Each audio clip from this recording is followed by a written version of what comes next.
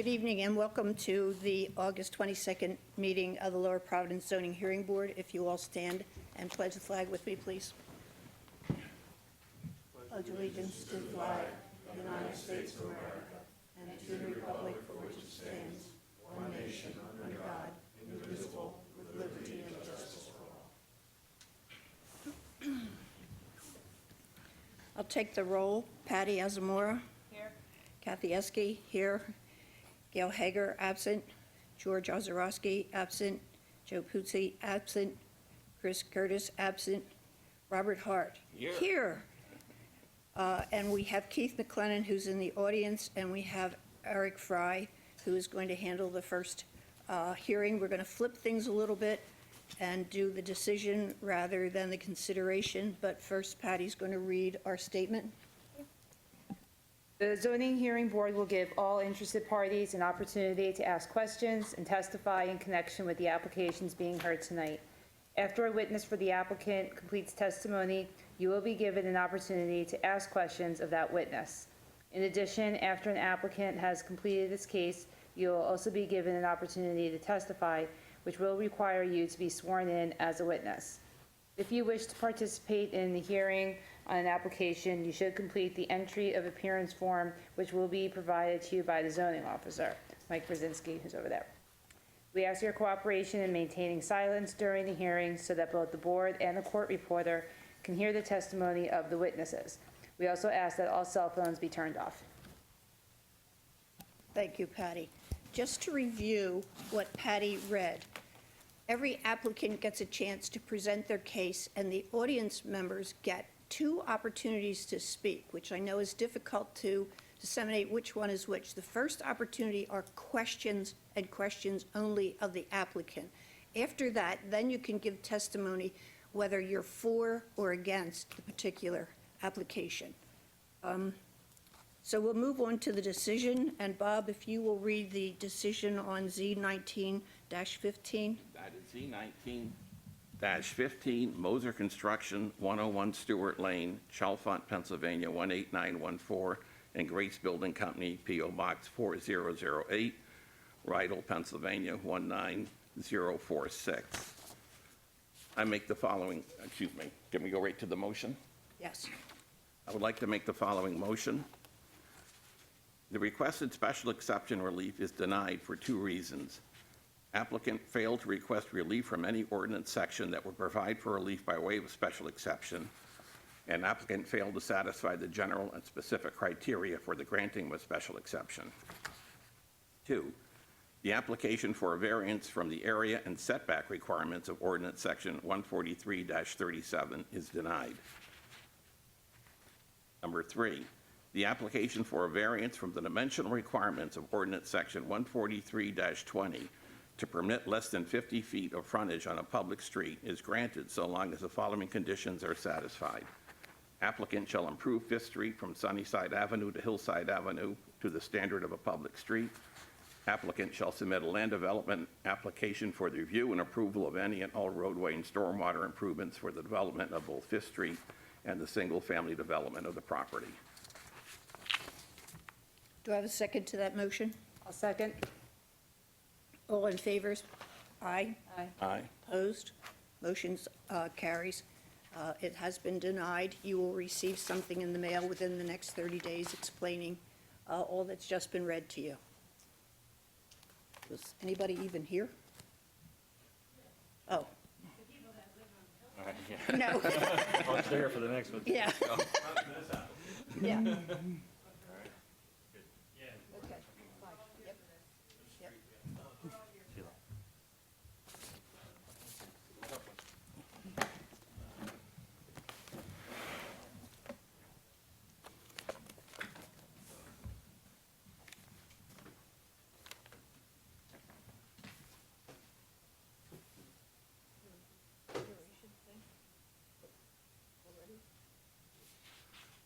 Okay, Keith McLennan will address the next thing, the consideration extension for request Z18-08. Bernadette, where are you? I saw you earlier.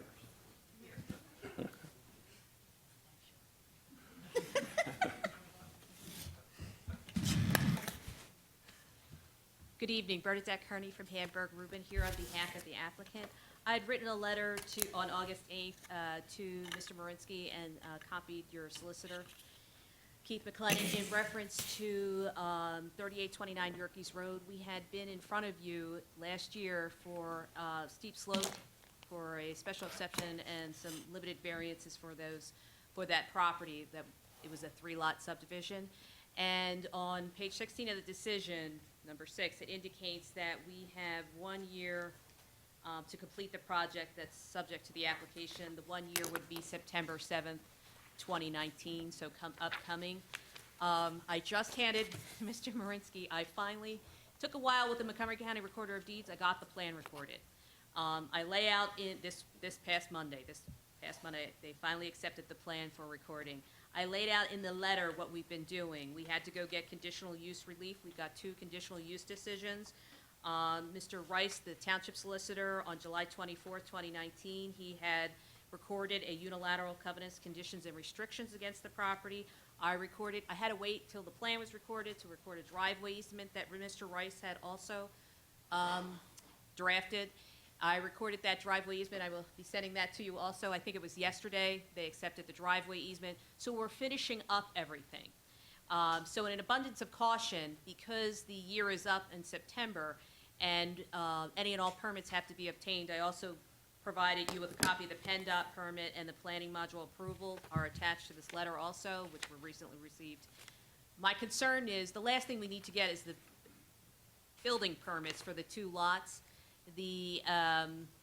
Because we're coming up to the fall season, I asked for another year because I'm not sure that we could pull the building permits and get the build during the winter.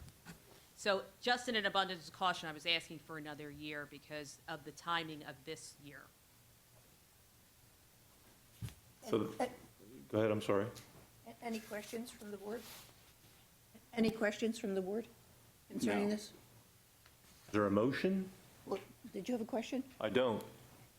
And you feel the year is necessary, just, Because everything takes so long anymore. Yes, and I'm worried that if you pull the building permit in December, you're really not going to start building Right. because of the weather. And so I thought, let's just do it for another year. okay, do we have In any? that case, Madam Chairwoman, I'd like to make a motion. Yes. I move that we approve the extension request for Z18-08 ASB Homes, 3310 Stump Hall Road in Collegeville, regarding the properties at 3829 Yerkes for 1 year. Do I have a second to that motion? I'll second. All those in favor? Aye. Opposed? Granted. Okay, thank you very much. Yes, have a good evening. Thank you. Okay, we're going to move into hearing 1, Z19-16. Bob, you seem to be the man of the hour. If you'll read that for us, please. Oh, boy.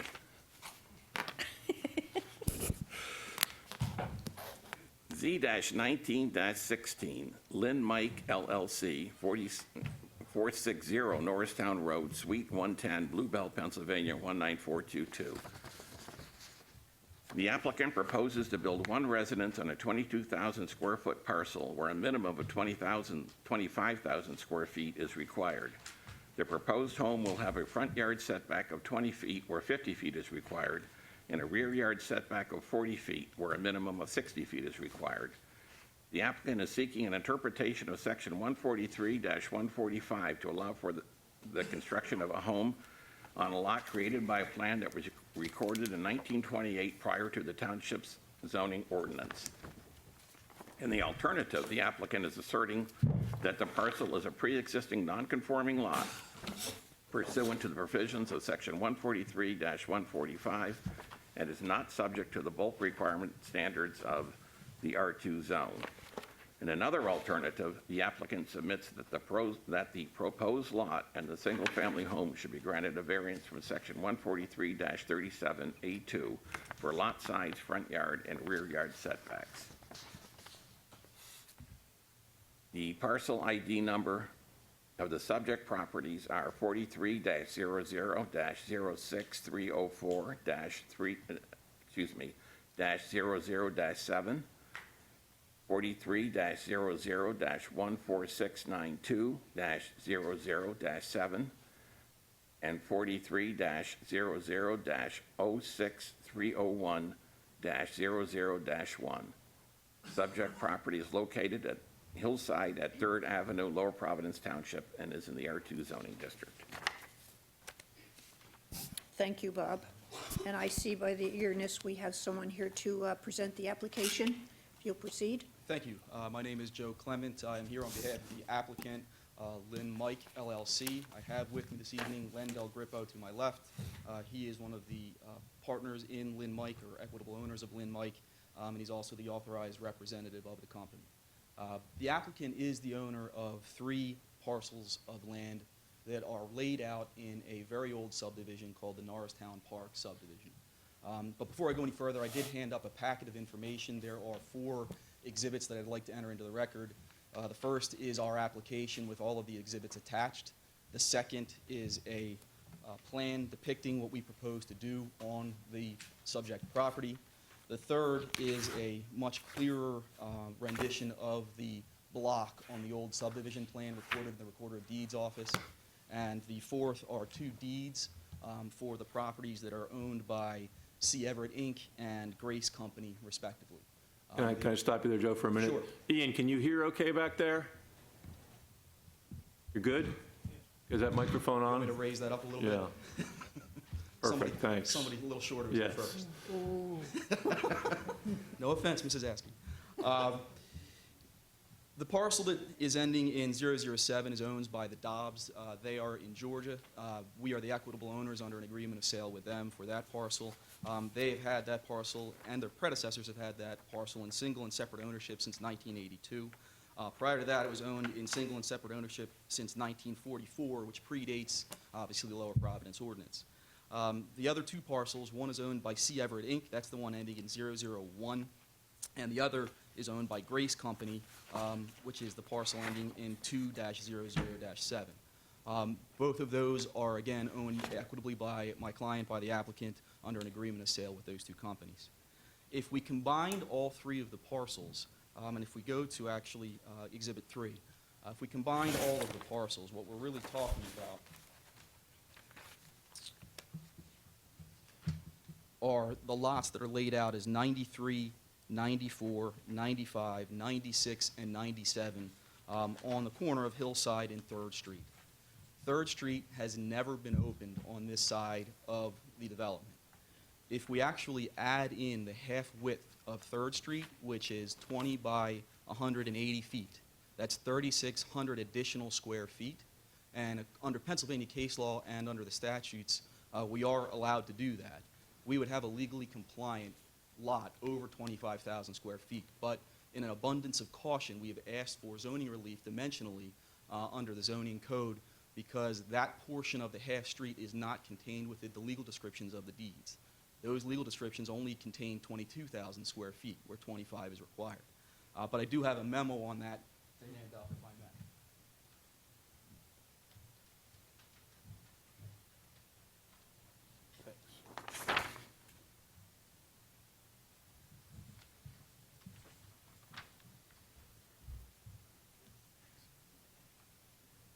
I guess I'll mark this applicant 5 for the record.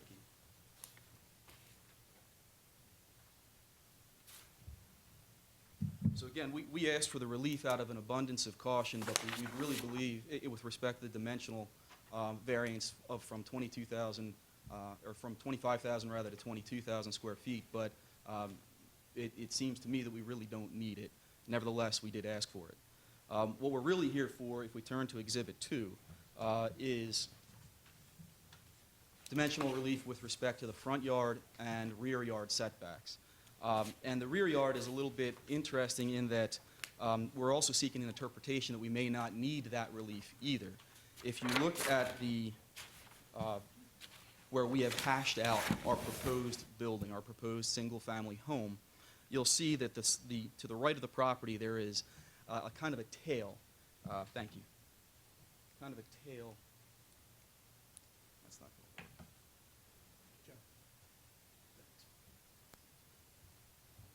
Tail that's right here. If we consider that to be the side yard, right here, then we don't need the relief with respect to the rear yard because we're well over the 60 feet behind the building that we're proposing in our building envelope. If we were to build the house closer to the right side of the plan, we would need that relief. We're not proposing to do that, but nevertheless, again, out of an abundance of caution, we have asked for that relief if the board interprets us to need it. The way we have positioned this building here is needed because of what you'll see on the plan as steep slopes. So what we've tried to do is avoid the steep slopes, avoid the wooded areas, and position the proposed single-family home on really the only place that it can be built on this particular set of 3 parcels. We are asking for relief from a front yard perspective. We should have a 50-foot setback. We're proposing 20. If you look at the existing homes in the neighborhood, we went out and measured them, and most of them, we guesstimated the measurements on them rather, most of them appear to be in that 20-foot range. The immediately adjacent property is around that 20-foot range. It's actually about 30 feet from the paved area, but there is a 40-foot right-of-way there, so it gets down to about 24 feet. So that is in a nutshell, our request. I do have Mr. Del Grippo here who can testify to all of those things, or I can make an offer of proof. I was going to ask whether you were going to ask him to acknowledge what you've said as being accurate so that we don't have to go through the whole process necessarily, but he'd have to be sworn in, certainly, Thank you. of course. Leonard Del Grippo III.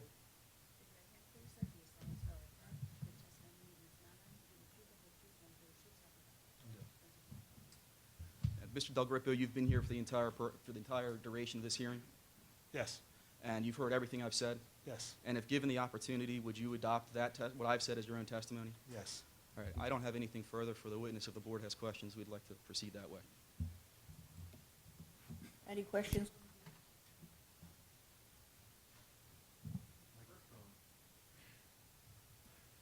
First, just a question about the paper street, which paper streets are always fascinating.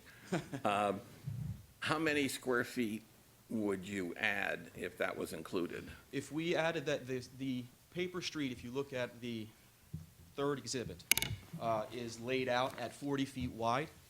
We have 180 feet of length along that paper street between the 3 parcels.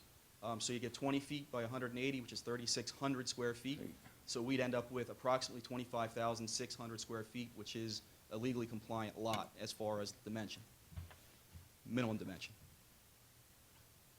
Okay. Let's talk a bit, and I'm not sure who to address this to because I'm not sure who is best equipped to answer it. But I'm assuming that if you move the house, and we'll just say to the right, which I guess is to the north, basically, would that fall under the definition of our township steep ordinance?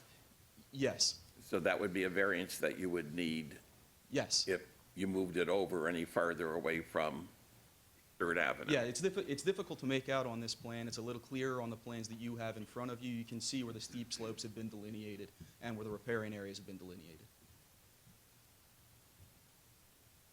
And that is the actual, as far as you know right now, that's the square footage of the house, and that is the actual footprint? Yeah, I think Of the Mr. Del building. Grippo could testify. Okay. We built a similar house to what we built around this community, but go ahead. Yes, it is. And Mr. Del Grippo, is that microphone on? And I'm sorry to be the audiovisual guy, but it's important. Perfect. It's on. Thanks. Do we have in here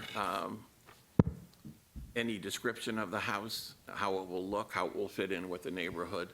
No, but I could certainly ask those questions if you'd like. Okay. Mr. Del Grippo, approximately how large of a house do you usually build? We typically build a 2,800 square foot to 3,400 square foot house.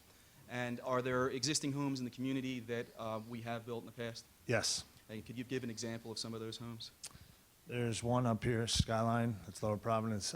We also have a few on Stella's Way, that is off a level road. We just recently did 9 houses. And this house would be similar to those houses? Yes, And in your opinion, would this house fit within the surrounding community?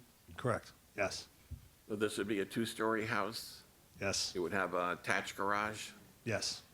2-car? 2-car garage.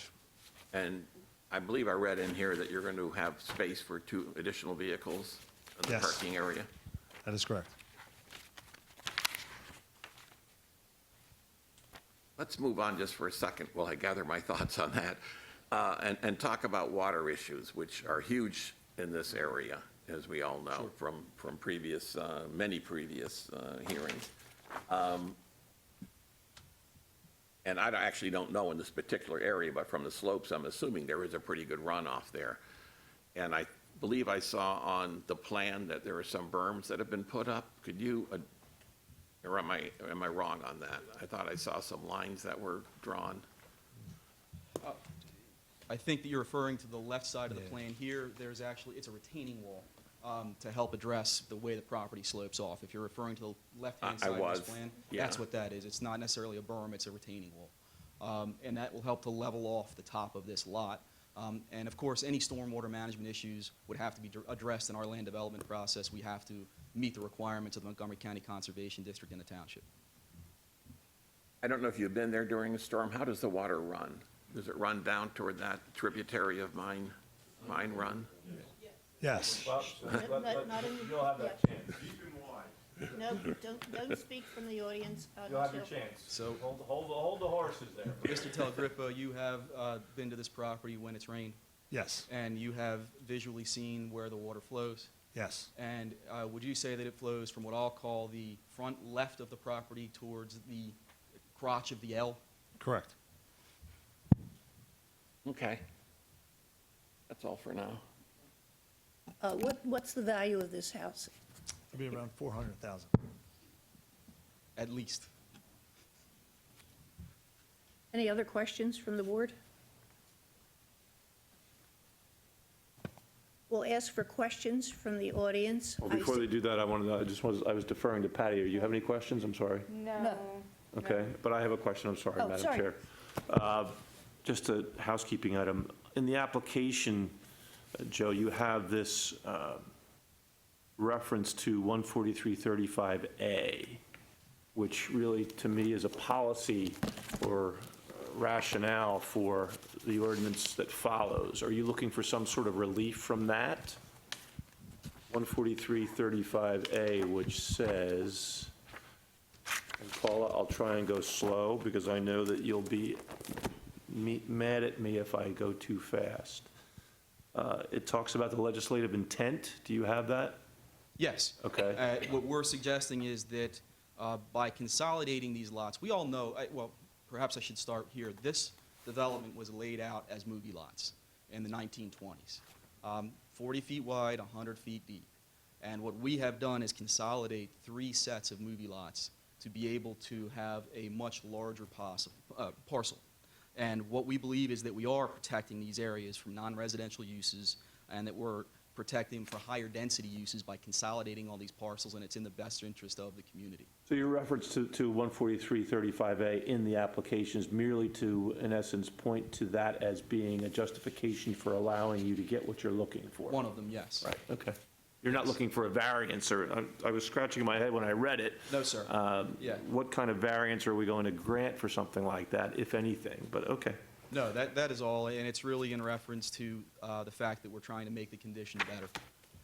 And you're not really seeking anything in the diagram or in the exhibit that was up there, that's up there now, in terms of that little side rectangle off of the proposed dwelling area, correct? That is correct.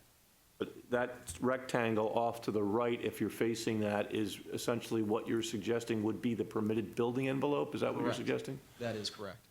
But it's not as if you're building a house that's going to have, in essence, a panhandle on it. Correct. So the garage would then be in the house, part of the house, just at the top of the paved driveway, I presume. Is that right? That is correct. We would have this house basically in that rectangle that is shaded. But we did show the entire building envelope on this plan. And your concern with the request for the variance on the rear yard was that since the building envelope jutted out to the right, Correct. that it did not necessarily comply with the rear yard setback, but isn't the rear yard setback 60 feet? The rear yard setback is 60 feet, but if we move that entire rectangle to the right, where the proposed building to the right, we would need the relief. But that's not your plan. That is not our plan, but we just again, we didn't know exactly how, it's not clear in the ordinance how the rear yard is measured. And we wanted to make sure that that little L shape did not create any problems for us. Okay. I think that's all, Madam Chair. Thank you. All right, questions from the audience? And they're questions for Mr. Clement or Mr. Del Grippo. So anyone in the audience have any questions? And let me just add to Madam Chair's comments. Try to bundle the questions, because there's a number of folks out there, and if you all ask the same question, then none of you will get out of here before 1 a.m. tonight, so. So is there any questions? Come on up. And remember, these are questions, they're not testimony. If you're going to testify, that's a different phase of this process. And I'm sorry about the rules, but if we don't have rules, we have anarchy, so we don't want that. We were here for 4 hours. I'm just going to ask a question. I would like to go home before 1 a.m. Sure. Well, my question is actually to You have the board. Give us your name and where you My name live. is Stacy Remkowitz. I live at 400 Hillside Avenue. And could you repeat your name again? I'm sorry. It's R-Y, M as in Mary, Kiewicz. First name Stacy, and 400 Hillside. And Stacy, if you don't mind me using your name as Stacy because it's easier, are you going to testify as well, do you think? Possibly. So you should enter your appearance with Mr. Mrozinski so that we have all of your information in the file, Okay. which would be helpful to us before you leave tonight, before 1 a.m. Absolutely. Please, before 1 a.m. The question that guaranteed before 1 a.m. Yes, 4 hours was long enough last time. The question that I have is actually for the board. I don't really understand, do they actually require a variance, or are they just here on precaution? So basically, it seems to me that they're asking for a variance for something that they may actually not need if they follow exactly how it is up there. Well, I'll They- answer the question for you. Okay. We do definitely need a variance from the front yard setback. Okay. That is under the zoning required to be 50 feet, or we can use the adjacent lot under a different provision for a non-conforming setback, rather, of existing buildings. Okay. The reason that we're asking for the relief is the building right next door doesn't really face Hillside. It faces, I guess it's Second Street. Okay. But it really is only set back about 24 feet from the existing ultimate right-of-way. So we would still need about 4 more feet. That's really our request. The other ones we feel are precautionary, but we wanted to make sure that we gave the board the discretion it needs to either grant the variance or tell us that we don't need them. Okay. Okay, that was my only question. I wasn't understanding why. Did that answer your question? It did, yes, it absolutely did. Great. Thank you. Anyone else? Yes, of course. You can ask 2 if you'd like, but come on up.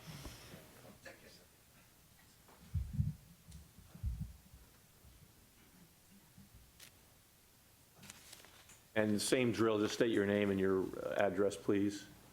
Taylor Hallowell, 2952 Second Street. Hallowell, Hallowell. Questions now, right? This is a question, right? This is just questions, and I'm sorry for my outburst before I. No, don't you worry. This is not something that you've done before, I No, suspect, so. never, I've never been to one of these. I do have a question, but I got a point. Okay, you want a pointer? He's got a big pointer. Got his own Yes, sir. pointer. That part there, that's behind the house. Now, what's that called? That's building, That would be the building envelope. That would be where we're allowed to put the house under the requirement of the ordinance. but what is going there? Nothing. I think what you're asking, what tract is that? That was a separate tract that was added to the original? Is that what you're asking? No. I'm Or am I not really wrong? sure what I'm asking. No, I just want to know, I know where he's saying the house is going to be. Yeah. I want to know what's going to happen to that land. Are there going to be trees there? How many trees are you going to cut down? That's my biggest question. Well, I don't want to lose all my trees. I've been living there 32 years. Sure, And and- I don't want to look at a house. Sure, we appreciate that. And of course, if what I'll call the rectangle or square that's behind our proposed building is the area where we're allowed to push the building to, the residential unit. We do not intend to do that because it's hard to make out on this plan, but you'll see there's an area there that's actually steep slopes right behind where we're proposing to put the building. If we had to push the building back, we would need another variance. So what we've done is instead of impeding on those areas that are insensitive because of the steep slopes, we've pushed the building forward and asked for the relief on the front yard. So what we intend to do is leave it in as much of a natural state as it is today as we can. I can't tell you how many trees will be cut down today. We haven't gone through that process yet. This is our first step before we go through land development. Well, that's one of my biggest concerns, other than Of the course. fact that I don't want to look at a house, but, But you can't say what trees you're going to cut down, but you have no intention of doing anything in the back with That is building. correct. That is correct. And we are limited again with what we can do in steep slopes by ordinance with respect to removing vegetation. and Trees, those right, things. right. once this is built, do you plan to sell it? I mean, Yes. that's to be sold. Yes, that's what we do. The people who move in, would they be allowed to cut down the trees? No. Because I would like something put in there that they can't do that. If we get, The township's ordinance would not allow them to do certain things within those steep slopes. On the other portions of the property, they would have the right to cut things down, but I would think that anybody who moves in there, in general, would want to retain that natural buffer as much as possible. okay.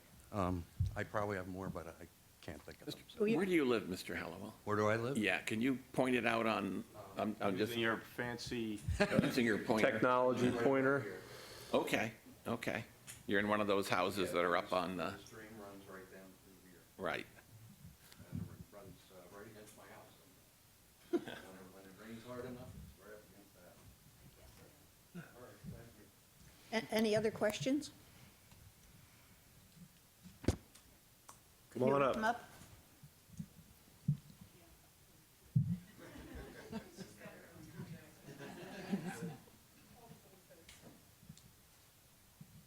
Hi, I'm Pat Young, Y-O-U-N-G. We live at 119 Hillside Avenue. My question is this house going to be as large as the one that's across the street from us on Hillside? I'm not, Or probably, what, 117 Hillside? I don't know the exact square footage, but I think it would be of similar size, yes. Similar size. So as Mr. Del Grippo testified earlier, it's roughly between 2,800, the typical house that's built by the developer is between 2,800 and 3,400 square feet. Okay, so if you eyeballed all the houses, the frontages on the houses, how far is that setback on that house? On the one from, on one, 117. across the street, that one is, I couldn't tell you. Couldn't tell you that one. I think it was about 30, 35. It's got to be at least. Mike, do you have the map you could bring up? I'm thinking I know the house that you're referring It's the to, only big one on Hillside. the newer one. Yep. Yeah, then that one's about, if you look at the thing that's a little bit difficult to eyeball in there is that the street width is 24 feet. There's an additional 16 feet, 8 feet on each side of right-of-way. So if you take into account where that is to the edge of pavement, it's roughly 35 feet, and just under 30 feet, if you consider where the ultimate right-of-way is. So if you had to push the house back, to that 30-foot line, your house, how much impact will that have on that steep slope? That, it would be in the steep slopes. That's why we are pushing the house forward, and we believe that that is a less amount of relief as far as the dimensional requirement as opposed to impacting that sensitive area. Could you pull that up? Because he said all the houses were approximately 20 feet away from the, So the houses that we're referring to is if we go down Second Street, there are a number of, right there, Mike. yeah, those houses were all built in the 30s up there. Yes. Or 20s. Yeah, and those, How about the ones that are on Hillside? so on Second Street, I'll just say they're all about 15 feet from edge of paving. The one that's directly adjacent is about 30 to 32 feet from edge of paving. Which house is that? Can you show me? Sure. Mike, if you could go back up towards Third Street. That's the house that's now in view. Okay. That house does front, it faces Second Street, but the distance from edge of paving on Hillside is approximately, like I said, that 30 feet. The one directly across the street at the corner of Third, that is about 25 feet from edge of paving. And Mr. Del Grippo, you would agree with Mr. Clement's statements with respect to the distances? Yes, Have you been out there to look at that? I have. Sounds like Joe's been out there to look at it, too. Yeah, he's been on Once or there. twice with Mr. Del Grifo. Yeah. If you saw a black truck out there, it was us. Yeah, we saw. Don't call the cops. Okay, those were my questions. Very good, thank you. I think that was an excellent point that was raised, and just like that confirmed by. Just turn your microphone off. Go the wrong way. Thought I turned it on. Mr. Del Grippo, is that obviously if you moved the house back, we discussed moving to the right and getting this steep slope, but if you moved it back even a short distance and to try and get your 50 feet and your 60 feet, which you actually have room to do, I believe, but that would impact, again, on the steep slope. Correct. Is it as steep back there as it is to the right, or is it, Not right away, but it does. It gets pretty steep. Microphone, Mr. Del Grippo, sorry. Not right away, but it does get as steep. is there any leeway in there where going back another 5 feet, 10 feet? Or is that really what you need to work with? Mr. Hart, if you, it's really what we need to work with. And if you look at, again, Exhibit 2, you'll see delineated in the exhibit that the steep slopes are almost up against. It's kind of in that polka dot look. You can see that the steep slopes are almost right up against the proposed dwelling unit. Are you referring to this area here? Yes. That's what the polka dots or hash marks would be, and here is the steep slopes? That's also an identification of steep slopes. And Right you can see here, them. right here, Correct. and right here.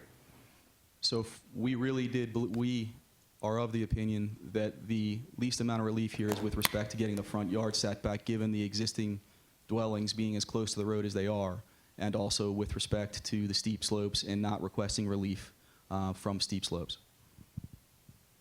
Mr. Del Grippo, you agree? Yes. Thank you. Any other questions? Come forward, please. Stan Sornosinski, 408 Hillside Avenue, SARNOCINSKI. 3rd Street is paper road.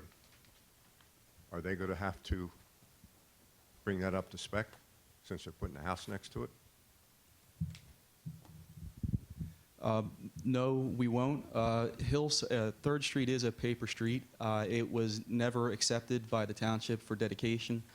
It's never been open to the public. It's never been improved. So there's a statute in Pennsylvania, and I did hand up a little memo to the board. I'd be happy to share it with you as well, which indicates that after 21 years, the adjacent property owners own then to the center line of the street. There's private rights of access, there's private rights of use, but the property actually is incorporated into the adjacent properties. So the center line of the road for us would be an additional 20 feet by 180 feet, and that's where we end up with a legally compliant lot in terms of minimum lot size. So that means 5th, 6th, and 7th Street that are paper roads on our side of Hillside are the same thing. You would have to ask your attorney, but I would Yeah. say yes. Oh, yeah. That's the one thing, there's so many paper roads in that area of Hillside and stuff. I just wondered, it was turned down a few years ago on 5th Street. A house was turned down because they were told they would have to put 5th Street. Right, well, if you look at Exhibit 3, you'll see why there's all those streets, because at one point, this was all subdivided into these little movie lots, as you've heard talked We got them. about. We got 'em. We own them. Yeah, yeah. That's They're the a only question I had. The scourge you. of Lower Providence Township. Thank you. Anyone else? Questions? Come on up. It's obviously not a sprint, it's a marathon, so keep going. My name is Brian, B-R-I-A-N, Scatchard, S-C-A-T-C-H-A-R-D. I live on 2968 2nd Street, next to Mr. Taylor. And I was just wondering about, this 3rd Street up there where he's going to build this house. Right now, it's all just woods up there. Are they considering someday of making that a street all the way back behind my property? or- Is that, I don't know that it's a question that we can answer, because we wouldn't know, but if you mean, is the developer going to If he do builds a that? house there, is somebody's, do they have to do anything with that that paper street. Right now, it's nothing but just No, woods. I think as Mr. Clement said before, that would in essence be abandoned by the township because they didn't dedicate it, so therefore it's a paper street, which means that all the adjoining landowners would stake a claim to it to the ultimate right-of-way, which is the middle of the street, which adds to their property theoretically. Well, my concern with this is that, you know, if he gets this a permit or whatever, and other people sell these lots off and they build, they move Third Street behind my property, I got to worry about the stream. It cuts real close to my house as well as it cuts close Right, to and Mr. Taylor. and that's a- more drainage coming down there. And I've been there since 1975 and seen how much that little stream can turn into a real creek. Right. And that is a common problem, unfortunately, that most people experience, but that, when they develop this property, they're going to have to plan for that, of course. Now, I recognize that whenever a developer goes in, they always have good intentions about developing it to avoid that water issue, but then water has its own mind. It goes wherever it wants. Right. But that's where that would have to, you'd have to work with the township to make sure that those rules are complied with, to make sure that the water, stormwater runoff is not going to invade your house. That water comes from Ridge Pike and from up there, the Lower Province Presbyterian Church parking lot and your Salters ski shop that he just moved down there. It used to be Eagleville Pharmacy. That's all macadam in there. Right. There's a stream is back in that woods, and all this runoff from the streets and stuff comes down in there, especially when it really rains hard. And then it. But let's ask Mr. Del Grippo, is there any concept at the moment of how you're going to deal with the stormwater, or is it too early? I believe it's too early right now. Right now, we're just going for the setbacks. And then once we get to the land and development process, we'll establish what we have to do. Right, so from when you there. do your other developments, though, how do you deal with the stormwater? Just to give these folks peace of mind, this is your chance to shine. I mean, that comes through the land and development process. Like, once we get through this part, we go through the land and development process of it, and we apply. What are some of the techniques that are used to do it? You have a swale to swale water away, you might have an on-site way of dealing with water. Swales that are put in, a lot of times we will be required to. Microphone again, I'm sorry. There are swales that are put in. We're required to do a lot of swales, or by the township. There's plenty of ways to do it. That's pretty much how we do ours, though. Mr. Del Grippo, if we do get the relief that is requested tonight and we do build this house, we'll have to go through the Montgomery County Conservation District to address stormwater management concerns, correct? Yes. And in doing that, we have to install things called best management practices, correct? Correct. And those best management practices are also required by township ordinance. And those best management practices will allow us to capture the stormwater runoff that would be generated by any impervious coverage through our building process, correct? Correct. Could I ask another question? You sure can. But this You know time, let's whether- ask the question. The last time you gave us a little testimony. We'll swear you in when you're ready to do that, but Well, anyway, is there, are we in a floodplain there by any chance with that little stream there, do you know of? Not on our property. there might be a adjoining buffer around the stream itself, but I don't know. I've never considered buying flood insurance, but, you know, this is quite a while ago, but when Hurricane Agnes came through, I mean, a lot of people got it with that, with a hurricane. Mike, do you know I had it in if- my cellar that time, and it, you know, it almost ruined my heater. I don't want to Do that again, right, I understand. Mike, do you know if this is in the floodplain? I don't think it is, otherwise we'd be asking for relief for that as well, because they can't build in the floodplain. Okay, well, I don't, you know, the stream is there. I never knew whether it was considered a floodplain there or not. The stream actually isn't on the property that we're considering here this evening. There's a adjacent property that stream is located on. Our property that we're discussing tonight, because of those slopes, is not in the Yeah, floodplain. You're up high there. I know Yeah. where you're going to So, build up there. and- I was up there looking at it. Yeah, and I do want to address one your earlier concern about trying to extend Third Street. We have no intention whatsoever of extending Third Street at all. Yeah. And I think that the township and the zoning hearing board has done a fine job of making sure that the lot sizes are as close to the existing community as possible.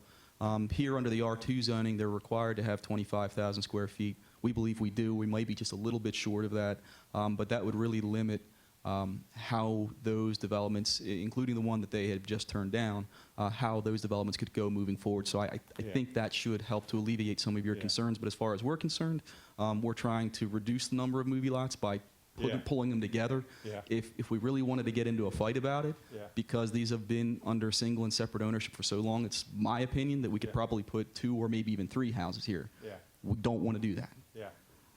Okay. Well, I guess that's all my questions for now. Thank you. Thank you.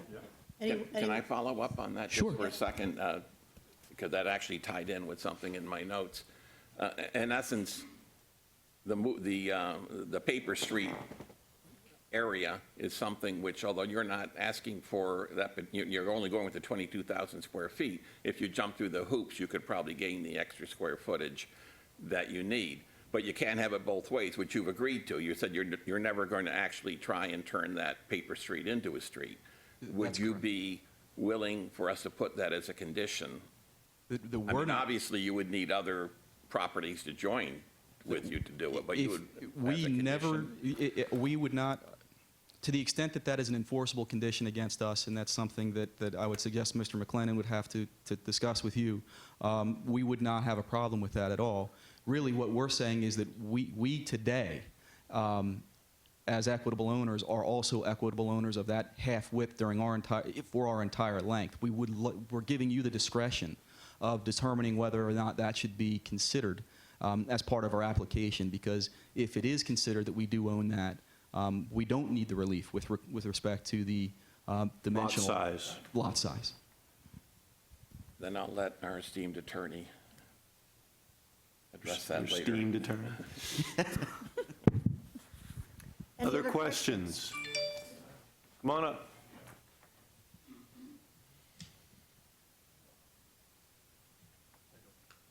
Alan Young, 119 Hillside Avenue. A question for, I guess, the township here. If some of these lots were to be sold in the future on that Third Street area, what would happen in that case? They'd have to come back and seek relief because the way these lots are laid out, they aren't buildable lots per se under the R2 zoning, which requires 25,000 square feet. These folks are at least close. The law says that you can't deny someone the reasonable use of their property. Some people come in here and they want to put a similarly sized house on a 8,000 or 9,000 square foot lot, and that doesn't necessarily pass this board's muster most cases because they can't get closer to the 25,000 square foot mark. Now, there's a number of other reasons why that may pass muster or may not pass muster, but these folks at least have assembled a number of lots that get them close. And if you buy Mr. Clement's argument that Third Street, in essence, has been abandoned to all the adjoining landowners, then they may have already satisfied the lot area requirements of 25,000 square feet because you add the additional 3,000 square feet from the street, the Paper Street, to their lots, and voila, you have 25,000 square feet. They still need some relief in the front yard setback issue, though. Does that answer your question, or is that just sort of a? Not completely. If somebody were to accumulate enough lots back there and back of that, would the township then build a street? Or would the contractor build a street back there and call it Third Street or be Third Street? Again, that depends on what it is, the circumstance, but I don't know that the township would necessarily do that because the township had the opportunity to do something with it since 1928 or whatever, and they've decided not to. Okay. But if a developer wanted to go in there and assemble a number of those lots, they need to get some access, obviously. So they're going to have to deal with all the folks along Third Street to try and get that access one way or the other, it seems to me, if that's the accessible point. Otherwise, I don't know the township's going to necessarily get involved in it. There's no real compulsion for them to do so unless good folks like you come to the township supervisors and say, we want you to do this. Then they have to be responsive to what you want. Now, whether they do it is a different issue, but. Okay. All right. Other questions? You're not all here for Redners, are you? Since there's. One person. No, he's here for Redner's. Since there are no other questions, does anyone want to give any testimony for or against this application? Come on up. But now you're going to have to enter your appearance, and you'll have to be sworn in, so you'll have to fill out one of those great forms that Mr. Mrzinski has there. Well, you can do that that afterwards, afterwards, but you have to be yeah. sworn first.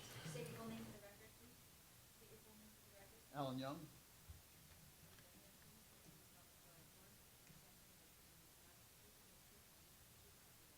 I do. Okay, my main concern would be runoff from that creek. We do have problems down there. I live on the other side of Second Street, actually. My address is Hillside Avenue, but I live on the other side of Second Street. Mike, can you put up a picture of where that is so he can illustrate it for us?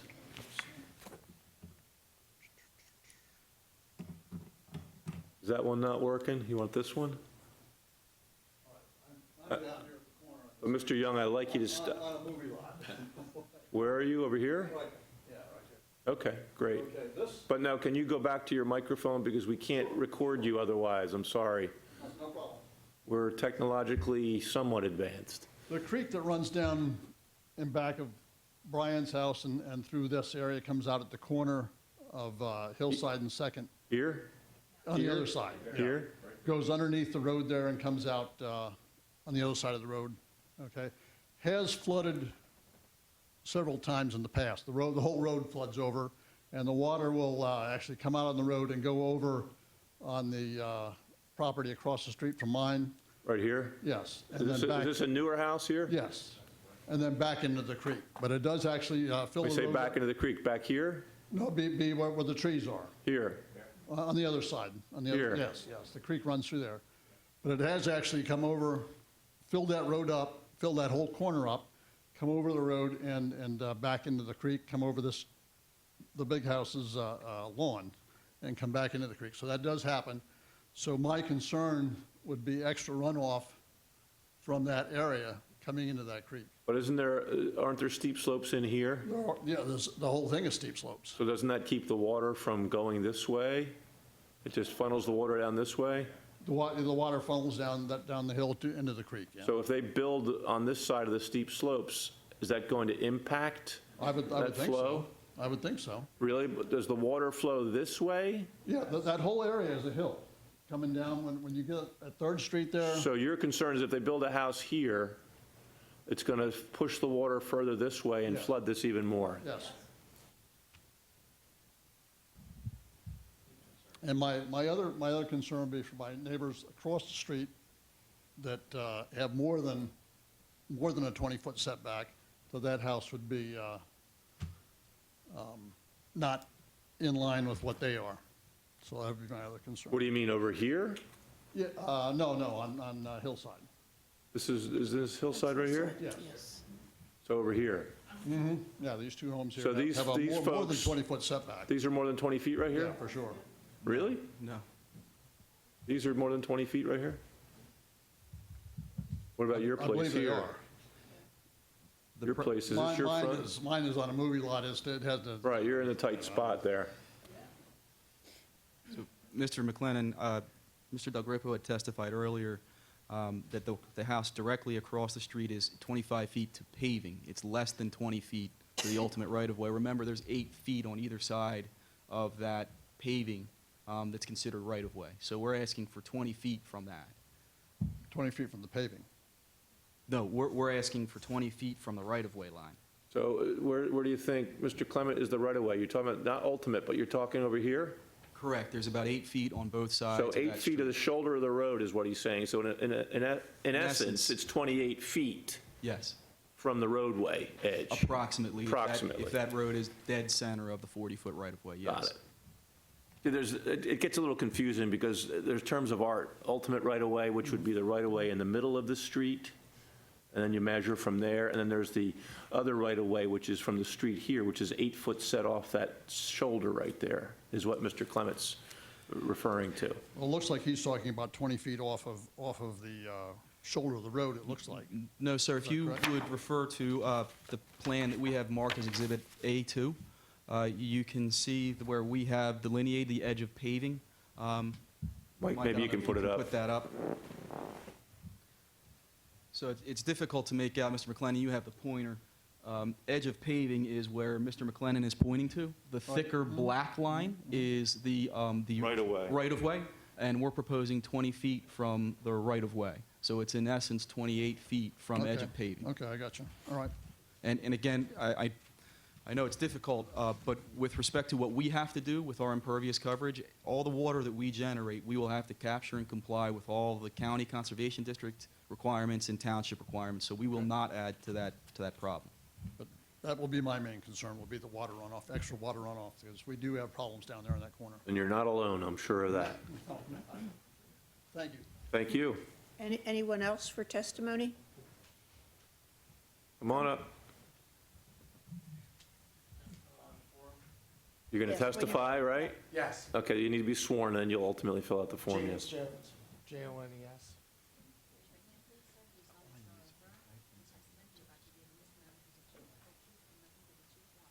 I do.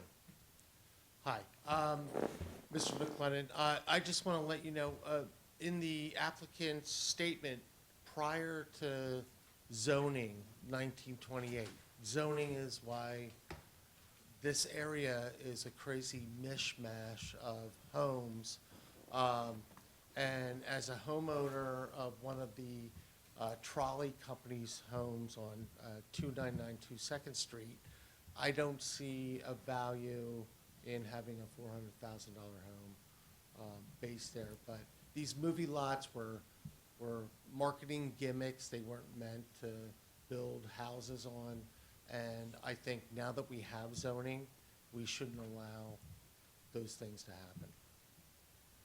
And I feel your pain, and I hear your argument, and that's been an argument that's been a constant refrain when it comes to those movie lots. The difference, though, is there's this tension between, you've heard of sort of the right to life, liberty, and property. So if somebody has property, we as a government can't just take that property willy-nilly. And I also hear what you're saying with respect to, you don't want to enhance or increase the hodgepodge that may be that neighborhood. But that's what happens when, obviously neighborhoods evolve. But in any event, the point is well taken, except for the fact that they have the right to a reasonable use of their property under the law. And what would that reasonable use be, if not for putting a home on it? I don't know, what else would you do with it? You certainly wouldn't want a garage there to repair cars. You certainly wouldn't want a industrial spot there because it's residential. It's right down the street. The Lower Providence Ambulance is now a industrial little business there. Isn't it a little, It's a carpet store, isn't it? Yeah, It's carpet a carpet store or store and something like apartments. that. Yeah. Yeah, but I mean, yes, it's a hodgepodge. Yes, you want them to have the ability to do it. But I think we're going beyond, the reason why we have zoning is to stop our. right, and one thing I didn't mention is that the zoning ordinance didn't come into effect until 1955. So there's this doctrine in the law that says that if you had a use of the property prior to the zoning, we can't cut off that use necessarily with the zoning, within reason, of course. And that's what these folks are trying to do, is within reason comply with what the dimensional requirements are, one of which is the 25,000 square feet for a house in the R2. So when the supervisors passed the ordinance, they obviously said, we want bigger lots in that area. And that's what the board has to factor in when it comes to making their determination. But there's also law that says you can't deny somebody the right to their property, the use of their property, which is reasonable. So that's the balancing test. I mean, I'd like it to be black and white, but unfortunately it's not. But I appreciate what you have to say, for sure, and I'm sure the board does as well, so. And Mr. McLennan, we can show that at least with respect to the Dobbs property and the C. Everett and the Grace property, that those have been in single and separate ownership since well before the zoning ordinance. If we really wanted to fight, we'd be here asking for 2 or 3 homes, and we're not. The point of that he's making is that the law says that if someone has owned these lots for a long time in single and separate ownership, then they have basically the right to do whatever they want with the property. And that means they could, in essence, put a row house up there if they wanted to, which you certainly don't want. That's the concern with all of these crazy lots that you've seen. This is all laid out as movie lots, basically. And yes, they were a gimmick to get people to go to the movies in Philadelphia. That's why they call them movie lots.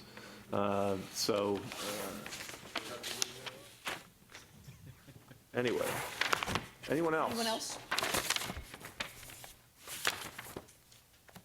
It's deja vu all over again. Yeah, I'm sorry. It's okay. Don't Taylor apologize. It's your Hallowell. right. Go for it. Taylor Hallowell. Did you swear?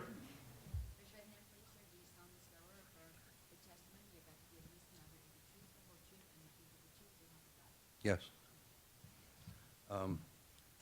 Nothing personal. I just feel, I don't know if I speak for everyone, but I feel that I do when I say, we don't really want a house there. I know they've come really close with everything, but I feel they're just trying to squeeze a $400,000 house into a little lot.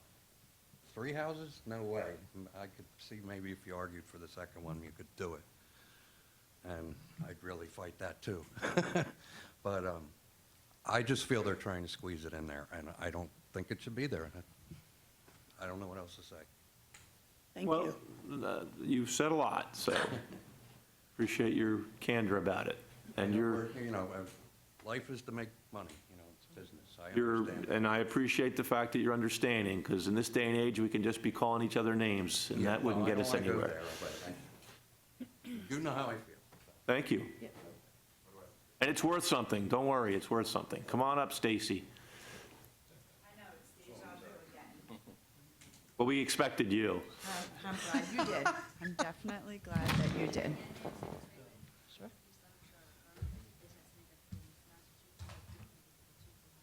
I do. Okay, we were here before for the initial decision-making that you had made in regards to the property that was built behind us. I mean, the one that was earlier talked about? Correct, the one. And that was shot down. That was shot down, correct. Do you have an idea as to why that was shot down? I absolutely do, because I understand that they were trying to literally shove. Shoehorn it in. Correct. And I understand that they are also, these gentlemen here are very close. But during the testimony for that, it was this hardship, and it's creating hardship, and that they should be able to build this huge monstrosity, and they say that it's going to fit in with our neighborhood. But again, just like I said in my last testimony, my house is 1,142 square feet. It is a gorgeous Cape Cod at the corner of 4th and Hillside. This 3,000 square foot, 400,000 monstrosity is not going to match with the homes that are in our neighborhood. You want this to be like Levittown, where they all look the same? I don't want them to all be the same, but I also don't want, if you realize that they're trying to squeeze something so large into such a small area, and the impervious surface that they are going to create is literally going to cause problems for the people that live on 2nd Street. It's going to cut across Hillside down that creek. Let's talk about that for a minute. Impervious surface, are you complying with the ordinance as you lay it out in this building envelope? Yes, in fact, the impervious that we would be allowed to put in here would be 35%. We're proposing about 14%. That's the ordinance. You know. Okay. We're stuck with that, unfortunately. That's fine. Well, But that's a good point. It's a very good point. Unfortunately, And no one's asked them the question, which I'm waiting for someone to ask, is why does it have to be such a big house? well, I'm getting, trust me, I'm getting there, Okay. because I don't Okay. understand what they're looking at as they're driving through our neighborhood, and they're saying that this is going to fit in. I'm not sure where Mr. Del Grippo's other properties are, but they're not going to match. Well, they build a nice property. If you drive down Level, you look on the left, Stella's, there's a bunch of houses back there that are new, and they're In a good development. size. In a So development. mini development, It's a yes. mini development. I know, Right, my right. sister-in-law lives back there. So you've seen those houses? That's a mini development. That's not Hillside. That's not 2nd Street. That's not 3rd Street. Now, yesterday, during the storm, between 4 and 4:30, 5th Street and 4th Street were completely and utterly flooded with rainwater. Let's stop you right there. Mike, has anybody come to you about this issue? Not Obviously flooding. not today, but in the past, yes, I do Okay, know so the flooding. township's aware of this issue out in that location? Yes, especially I'm going to say the easterly side of Hillside. One of the gentlemen testified to how it comes across there, and yes, we are. And is there anything happening with respect to it at this point in time? I don't mean to put you on the spot, nor do I mean to put the supervisors on the spot, but it seems to me that you folks need to seek some sort of relief if you have a big water problem out there. I work for a public works department, and I've spoken with Mr. Chilano. I know what the inlet is supposed to do because that's what my crew does for a living, and I've worked there for 20 years. And when I watch it go over... It doesn't do it. It doesn't do it. And you can only say so much, and you can only fight so much, and I'm sorry, I don't want to be one of those No, residents. I understand. But, you know, again, my other half has grown up here. His parents live right next door to us. We've been dealing with this. We've been in our house since 2003. And to see what's happening in the neighborhood, and we just keep building and building and building, when is it going to stop? I know in Montgomery Township, where I work, open space is a huge thing. Why is it not for Lower Providence? Why are we still trying to jam 25 pounds in a 5-pound bag? It just doesn't work. We're not creating a hardship for them. They are literally purchasing lots and compiling them together in order to make what they want. It's not like they've owned them and this poor gentleman here has had 3 lots that he couldn't do anything with for the last 20 years. He's purchasing them. So we're not creating a hardship for him. He's literally buying them with the anticipation of making money off of them. Now you're referring to what's called a self-inflicted or self-induced hardship, but that's not the way the law interprets that concept.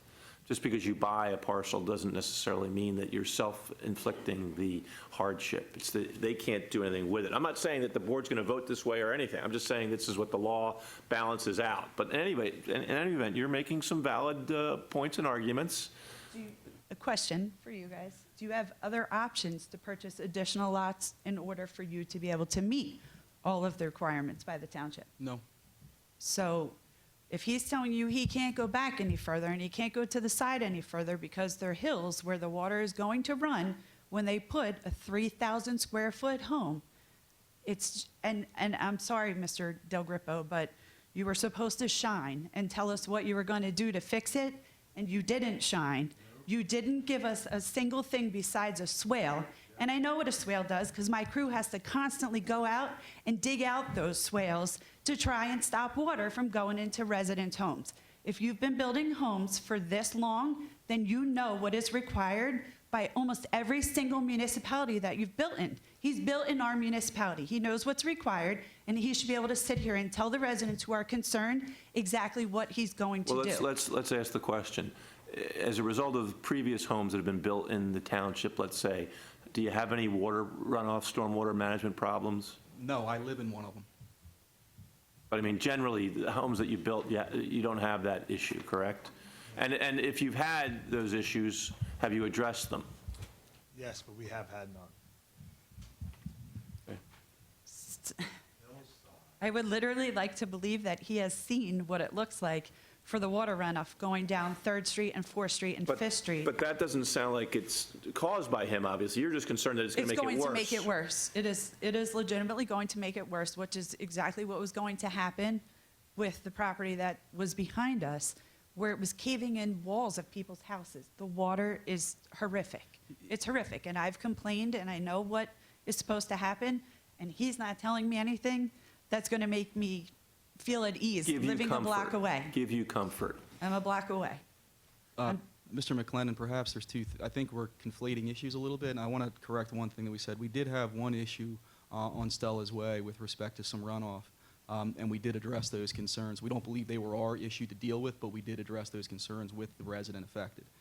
With respect to the existing stormwater that you're seeing today, that's really nothing. I know that we that's can not deal your with. problem, but I'm you're not saying going. it's not our problem. It's not But you're going something to add to it. No, we're not. That's what I've said, and How? Mr. Del Grippo has said, because we're going to have to comply with the Montgomery County Conservation District requirements and this township's ordinances through our land development process, which includes the swales Mr. Del Grippo talked about, perhaps rain gardens, things of that nature, which are required to capture the stormwater that we would generate and make sure that we don't add to an already existing condition.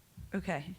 I hear you as his attorney. Mr. Del Grippo is a builder. Mr. Del Grippo and my father are also partners. I am involved in the business. We're all involved in this. Okay, so now it's rain gardens. Now that you see that I actually have a clue as to what I'm talking about, now there's going to be other ways for you to stop it. No, I refer Are you to- going to build walls to stop it from going down into the creek behind Second Street house? Again, You're if- building a retaining wall to help on the left side, but what are you going to do on the right side? The retaining wall is to flatten the lot and to help us provide a place where we can put all of those facilities that we would need. And again, we referred to perhaps I didn't explain it clearly enough, but we referred to the best management practices that are required by the Conservation District and the township, and those are all those things that you just talked about, the swales, the rain gardens, all of those things are best management practices. We have to enter into a stormwater agreement with the township, as you're probably well aware, that would require require the lot owner, first for us to build them, and the lot owner then maintain them to make sure that those are properly maintained. One of the issues that often comes up is that when the land is being developed, the immediate reaction is it's going to make it worse. And in some instances, maybe most, it does. But there are times when a developer goes in and they actually make the problem better. They solve some of the problem. I'm not suggesting that that's going to happen in this case or not, but they will have to comply. And that's beyond the board in that sense in terms of what the stormwater management is. It's a factor, don't get me wrong. If you look at the ordinance, it says we have to consider that. But that's going to be up to them to address with the township. And to me, it's probably the right time to get action on the entire problem from the residents' point of view. Yeah, absolutely, I agree with that. But if this variance goes through, say, I don't know if you're making a decision tonight, if you're going to defer like you did with the last one, when they're going through their land development plan, do we have any right to appeal at that point if we don't agree with? When you say appeal, you have the right to appeal to the township with respect to what the plan is to deal with the stormwater, correct? Okay, so we have other recourses, like if you allow them to go through, because I know your part is only the variance Zoning part, issue, the right, zoning issue, which right. is, this is not all yours, and I know that, there's other avenues for this. But I just want to make sure that if he can go through with this, which more than likely he will, but if he can go through with this, that there's other avenues that the residents have that we're not going to Right, end there is a up. land development plan in play here, correct? There will be a land development plan in play here, but it is one One lot. home. So under the MPC, it's really a building permit issue that we're dealing with. Right. So I don't want. You don't have to go to the planning commission per se or anything like that? Correct, and that's the way it appears, and I do not want to misguide anybody in that Right, respect. right. So who oversees them? Michael? Permitting. Yes, code enforcement. Code enforcement. Okay, so you would oversee everything that he was doing and make sure that it meets everything that's required for Lower Providence Township? Well, the township engineer and Mike would be involved in that, yeah. So and I apologize, ma'am, I don't know your name. Stacy. Stacy, thank you. We would have to go and get all of the permits that are required by any other builder. So whether that's grading or building, vertical construction, all those permits we need to obtain through Mike's office. And Mike would see our plans, of course. There'd be a full land development plan submitted with those permits that indicate the stormwater management we have to do, all of those things to comply with the ordinance. Mike and the township engineer's name is Mr. Woodrow, Tim Woodrow. Correct. Would have to, oversee those plans and make sure that we comply. My stepfather works for him, so I, all right. so unfortunately, I have a whole lot of ties going on in here. Yeah, it's good. Which is good, that's even Which is a better. good thing, yeah. So, audience, it sounds like you found your spokesperson right here. I'm right here. So I just have one more statement before I go.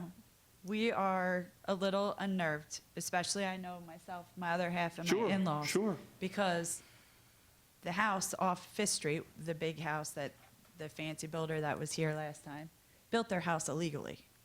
And I literally fought it tooth and nail and was told by Lower Providence that there's nothing they could do. If they made them tear it down, they were going to get sued. They never got their variance. We never got our letter. We never got anything. So you have to understand that we're pretty gun shy when it comes to this. The township is here to protect the residents. And right now, we're not feeling all that confident in what's going on. The first decision today was a step in the right direction. I know that they're going to go and they're going to fight county court and whatnot, but literally, we're trying to look out for the township residents. Sure. You know, these are our homes. This is where, you know, my other half's 48 years old. This is where he grew up.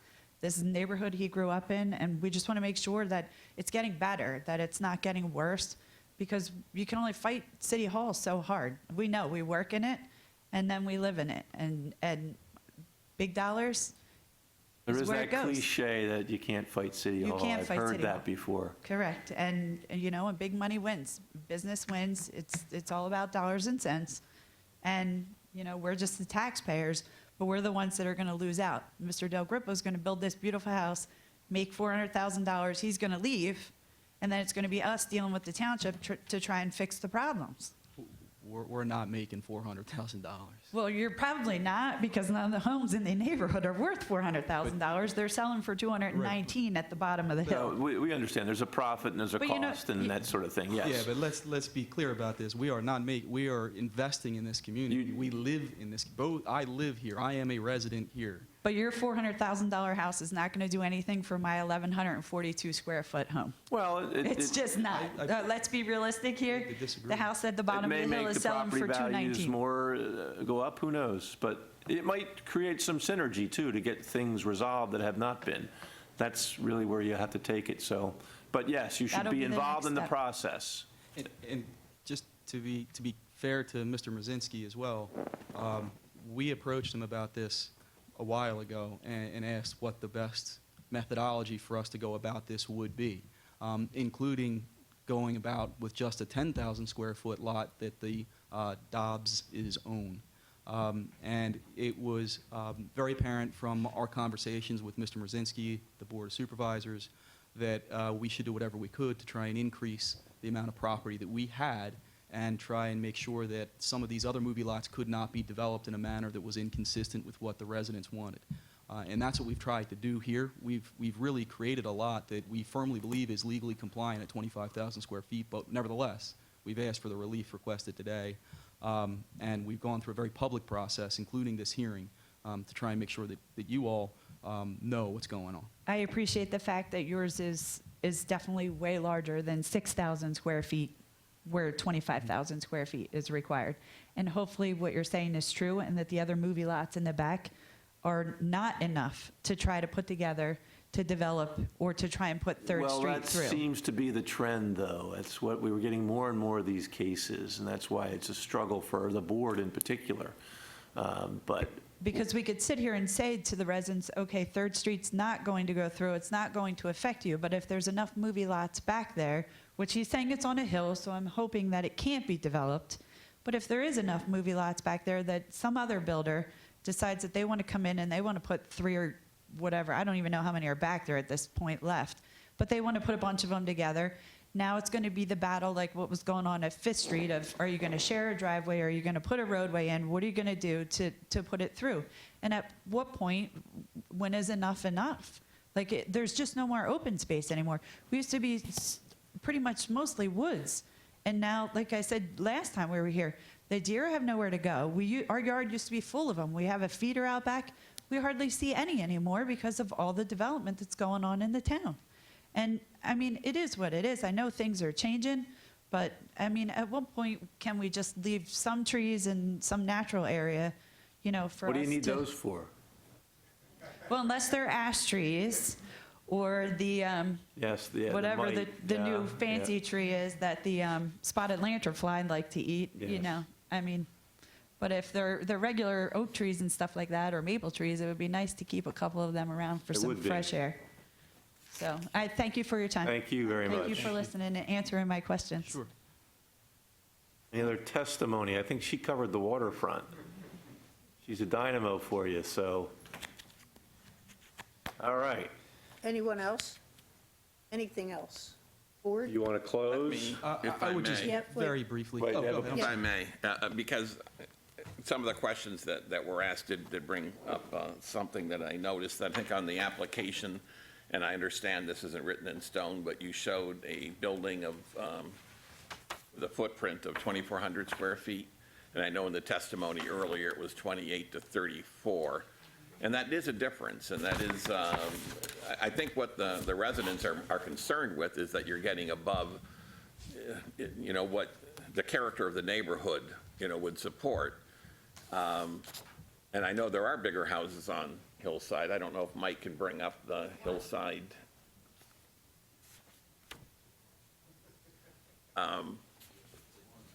But do you have a clearer idea that you could give us as to what square footage would be? Yeah, I think that perhaps we're talking apples and oranges a bit. What we have laid out here is an approximate location of where the dwelling would go. And we have it at 60 by 40, which is call it the location of where we can move things around a little bit. But we're talking about a house that would be somewhere in the neighborhood of, again, the 2,800 to the 3,400 square feet in total, not footprint. Okay. So we're talking about all stories. Well, first and second floor. You're talking both, okay. Yes. So it's going to be in that footprint, but it's going to be smaller. It very well could be, yes, sir. Yeah. Anything else from anyone? Board? You have some stuff you need to do? Yes. Some housekeeping to deal with. I have, Joe, the A5. There's no other exhibits that you want to introduce? We have someone. Oh, okay, a latecomer. I'm sorry, it's just one question. I thought I noticed somewhere it said a basement. Is this house going to have a basement? It's very likely we would have a basement here, yes. So you're going to dig all the way down into that hill? We dig a basement, a standard 8 or 9 foot basement, yes. Okay. Try and figure that out. And a two-car garage? Yes, sir. All right, let's talk about some exhibits then. So you're moving for the admission of your exhibits, I presume, or I'm sorry, are you A1 finished? Yeah, A1 through 5. I just want to ask Mr. Del Grippo one more Sure. question, Mr. McLennan. And Mr. Del Grippo, in light of all the testimony that we've given tonight, do you believe that the relief that we are requesting is the least amount of relief necessary to meet the requirements, or to make reasonable use of this property? Correct, yes. Okay. Mr. McLennan, I have nothing further. I would like to move my exhibits 1 through 5, A1 through 5 in. Okay. Are there any objections? I wouldn't think so, so they're admitted. The exhibits that the board wants to introduce, since you've already included the application, we're not going to introduce that. And you've also included the deed, I believe. Yes. So that's your exhibits. The posting, I have a document here that says certificate of posting. This indicates that the property was posted with notice of this public hearing. It was posted on August 7th, and it's signed by Michael Rolfling. I'm going to mark this as B1. Do you have any objection to that? No, sir. I'm going to show you a document that's been marked as certificate of notification. This indicates that notice was sent to the neighbors who are within 500 feet of the property, and this indicates that notice was sent on or about August 6th to the property owners within 500 feet of the property by Tina Blaine with the township. I'm going to mark this as B2. Do you have any objection to that? No, sir.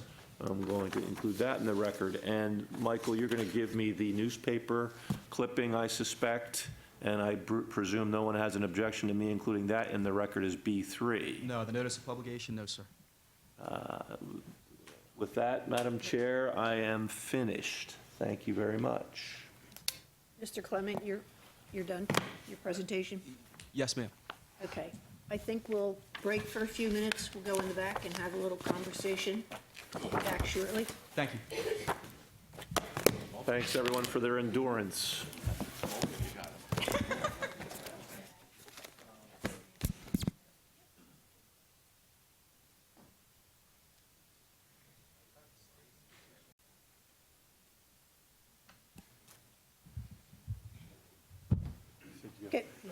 Okay, we'll call the meeting back to order.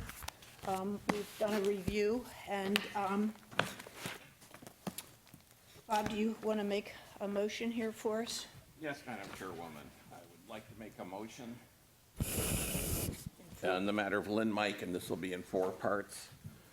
I move that the application of Lynn Mike LLC for dimensional variance from 143-37A2 of the Lower Providence Township zoning ordinance to allow lot area of 22,000 square feet where 25,000 square feet is required be granted, subject to the following condition.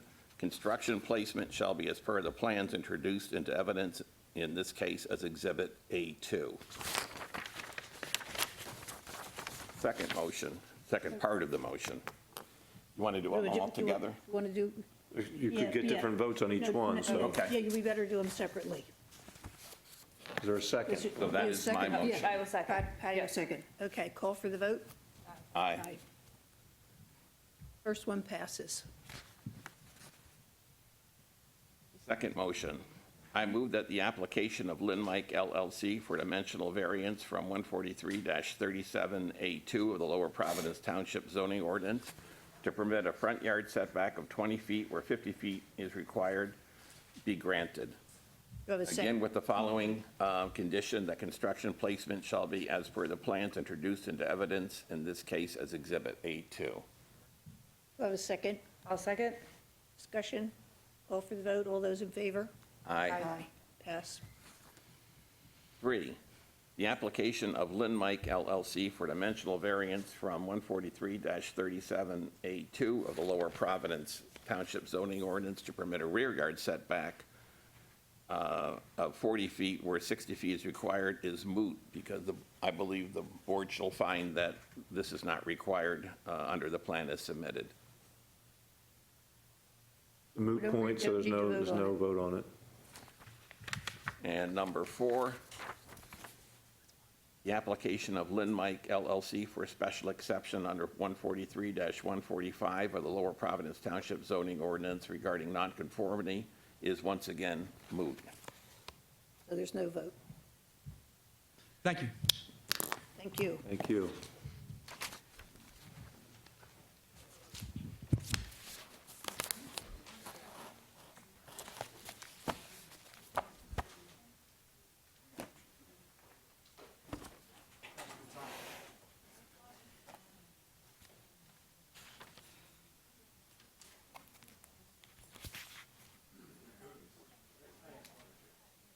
Good night, thanks, Good night. good luck. Aye.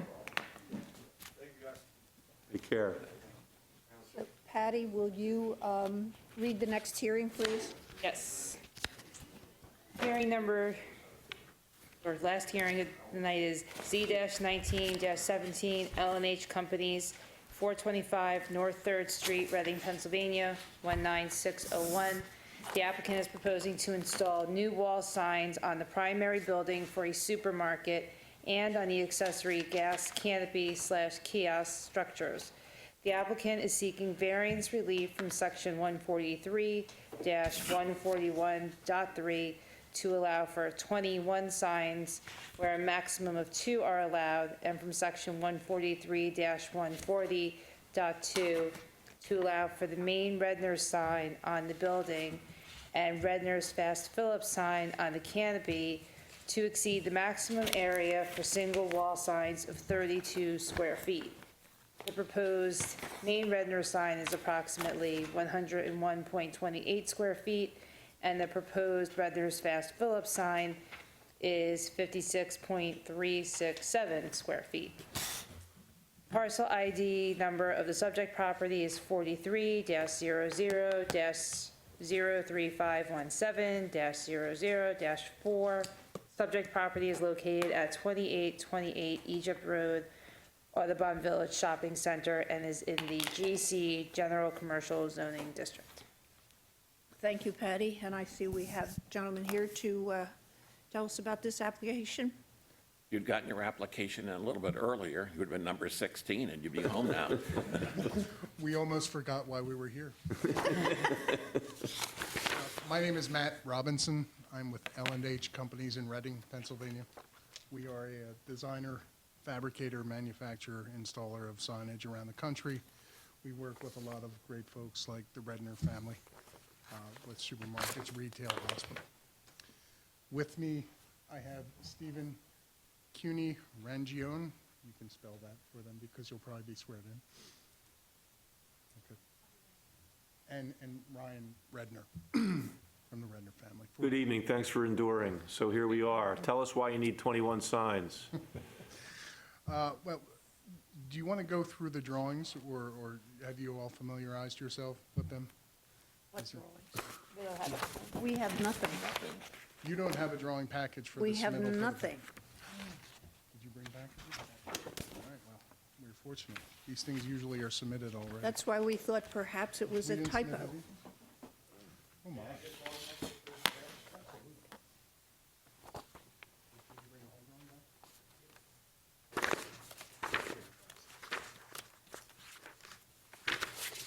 There's it first.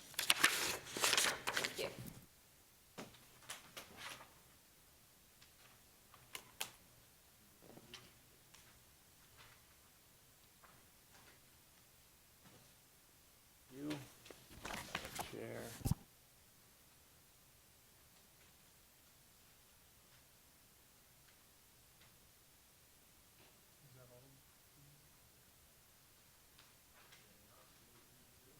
You have enough? One for the Did we gentleman. take all of your pictures?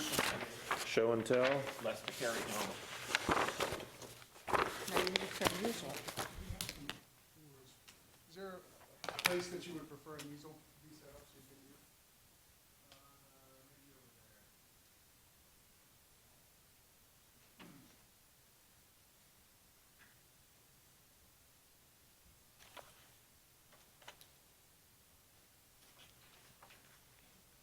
A slideshow the old-fashioned way. Some people still do it that way. I love it. Okay, well, first off, I apologize. You folks should have had the full set of package of drawings, and I'll find out why you don't, but now you do, so apologies for that. So what we have, can I go mobile with this? Yes, please. Yes, take it out. Thank you. What we have and you have in the package in front of you is, one thing I want to make clear is there were some conversations that took place with regard to the allowable square footage for the signage. Your code reads 32 square foot per sign face, and there were some conversations that took place after the agenda had gone out that each individual letter is at one sign face, therefore, all of the individual letters would be under the 32 square feet per face, as your code reads. So that was something that was discussed and agreed upon with Mike. Let's hear you, Mike. I mean, this is an intricate way of avoiding the issue, so let's see if we can do that or we can't do that. What's the story?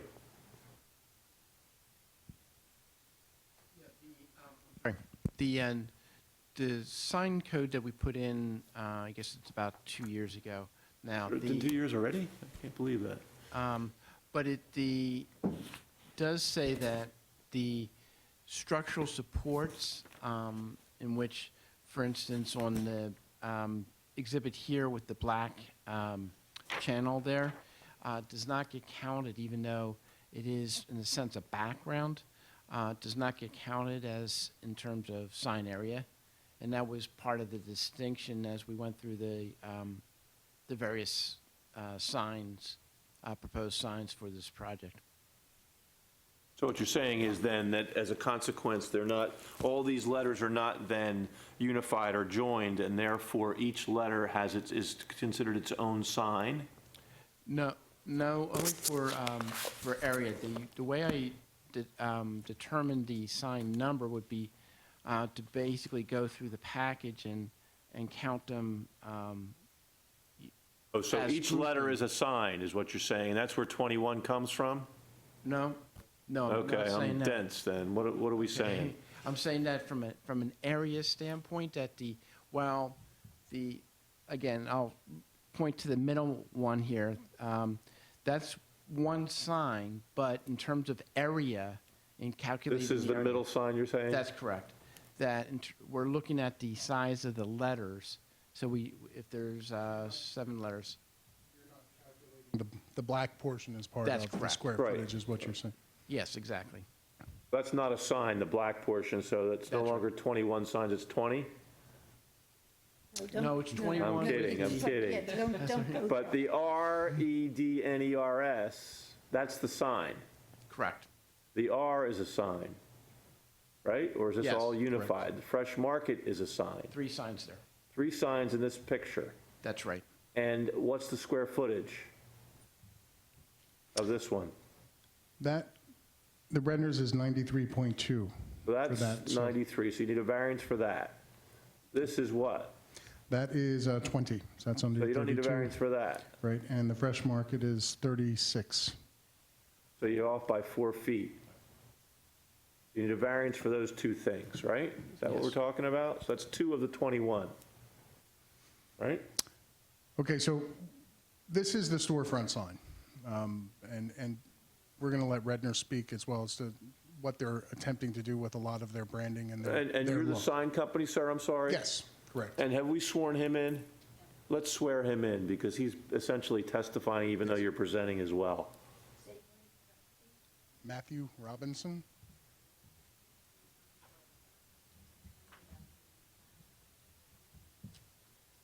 I do.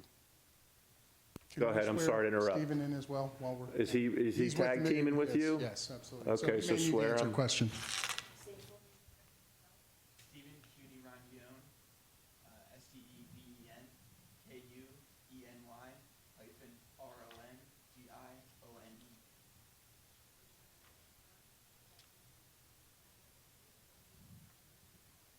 I do. Thank you. Go ahead, I'm sorry to interrupt. No, thank you. I just want to make sure we're dotting our Ts and crossing our Is. Okay, so the storefront sign itself is what we believe to be within code. We're here, we're saying we're getting a variance for this. This takes over the whole main storefront. Redner's Markets historically is a warehouse market. And as they come up on their 50th anniversary, they're changing a little bit of their motif in some of their stores. They're competing more with the Wegmans and the companies that are a little bit more specialized. That's why we're here tonight, because they're changing people's minds at this point. So we have the main sign here, and then the secondary sign, which is permittable by facing the parking lot. Those are the 2 moniker signs on the building. Beyond that, we have, Excuse me, where did you say that second sign was? That's the side view, it sounds like. yes, that's a side that faces the parking lot. Do you have the elevation? If you refer to the site plan that I provided earlier, it would be Black and on- white one? Yes. That's the one, yes, that one. So it is on the side of the building. There is a, yeah, Is that sure. On the Dollar Tree side? Yes, on the Dollar Tree side. You know, as you drive down that road into the development, into the shopping center? Yep. There is a parking lot in between the Dollar Tree. Right, and the- right. But tell us more about this one here. Are you also looking for the same issue here on both of these Fresh Market and Redner's in terms of sizing? Yes, we are. Okay, I'm sorry to take you out of sequence. I'll let you do your thing. I'll shut No, up. it's okay.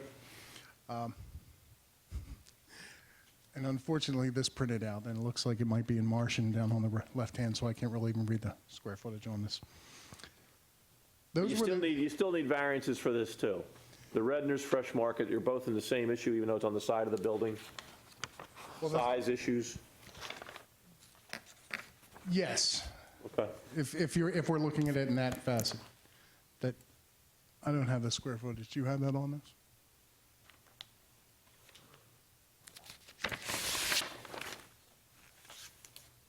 Square footage should be listed out on the drawing that we provided.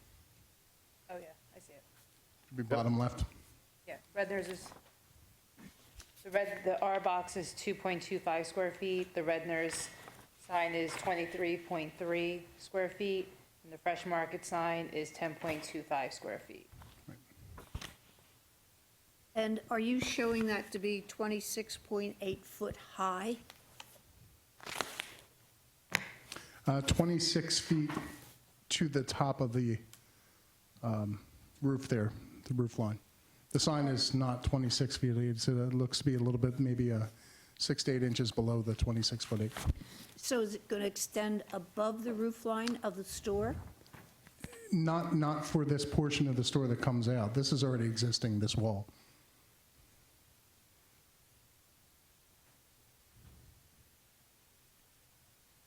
Okay, go ahead. So I those, just want to clarify and confirm that what you're pointing at right there, that was that's an existing structure. yes. There will be no new pylon built No, or no, no. anything? Okay, thank you. Not at all. And we're working with what's existing right now. Beyond the main moniker portions are some ancillary signs on the storefront. And again, Ryan's going to discuss these a little bit more in detail, but what we have is a storefront that is a 238 feet long storefront. The signs we're putting up are taking out locally sourced, farm to table, made to order meals.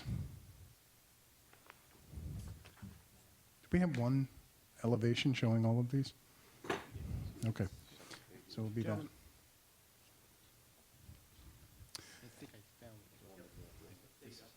Okay. Okay. So that elevation there, where you see the locally sourced family, the organic meals, and the chef-inspired, all come along that tagline that is following the whole storefront. So the purpose of these is to get people's mindset out of Redner's being a warehouse market and showing them something different that's being offered at this store. They're not doing this to all the stores, they're doing this to a select handful based on demographic areas and whatnot. And you can explain that a little more. The thing I wanted to show you folks was the letters that are on the storefront. If you were to go down the shopping center, they have 238 lineal footage of storefront. If you drive down that center, storefronts are about 20 to maybe 25 feet. The signs are much closer together, much more dense. And the fact that this center sits back so far from the road, I just wanted to make it clear that we're not looking to litter the storefront with signage. So, the one that you had from the distance.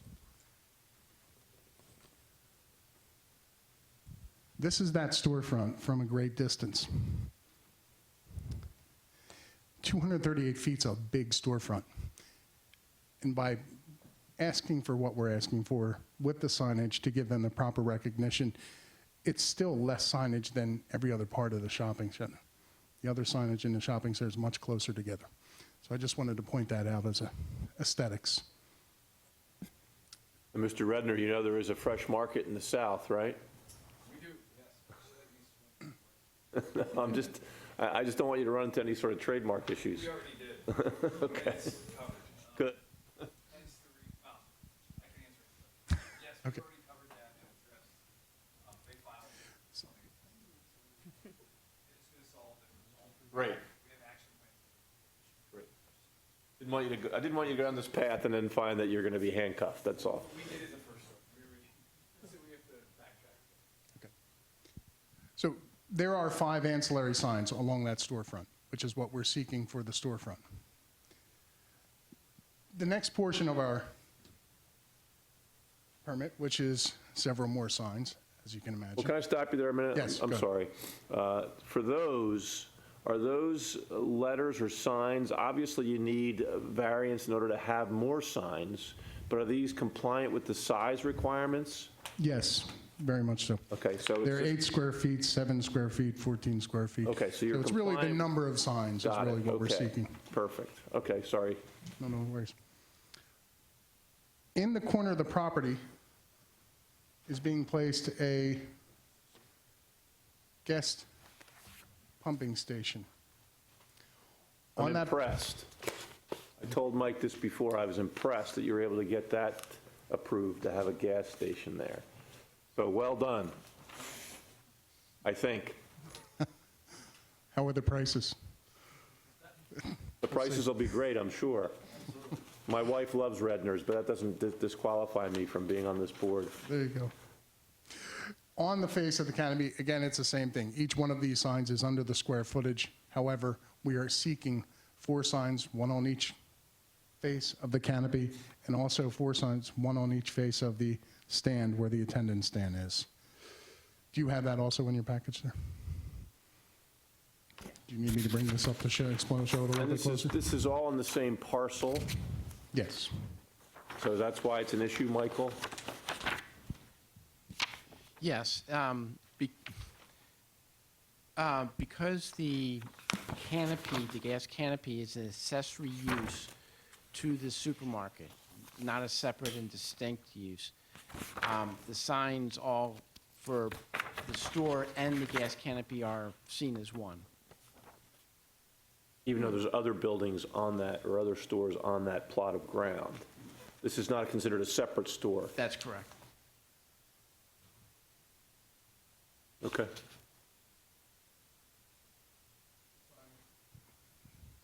Signage for the canopy would follow the same look as the storefront. I think you have the 3D models in there. And something we want to point out, this is something new, you're right. And people, when they come by it, we're really looking to get the brand out there so they're not driving by going, oh, what's that thing over there? And not see any signs on it and immediately identify it as a pumping station. So it's So more- how does that, this is where you have a chance to shine, when I said it earlier to the people that were here. Yes. So what's the impact of that? If the signage isn't there, what is that going to what's going to happen? They're We're going to trying drive build a right by record. it, they're going to turn their head and they're going to hit somebody. All right, that's what we're looking for. These things happen. It's a safety issue is what you're suggesting. You're absolutely, that's exactly what I was citing it as, a safety issue, driving right by that canopy. Okay, it's not going to be one of those canopies that's going to have like flashing lights and different messages. No, the only lights that would be considered flashing, or the only changeable lights, I should say, are the gas pricings, which is also something you want right up on that canopy so we can display the aggressive pricing. Are the gas prices are going to be on the two short sides of the canopy? Yes, that would be the only two spots. Okay. So you're going to have, and I guess that counts as two signs really on the long side, the Redner's Fast Fill Up all being one sign, or is that several signs? And then down at the end, the R.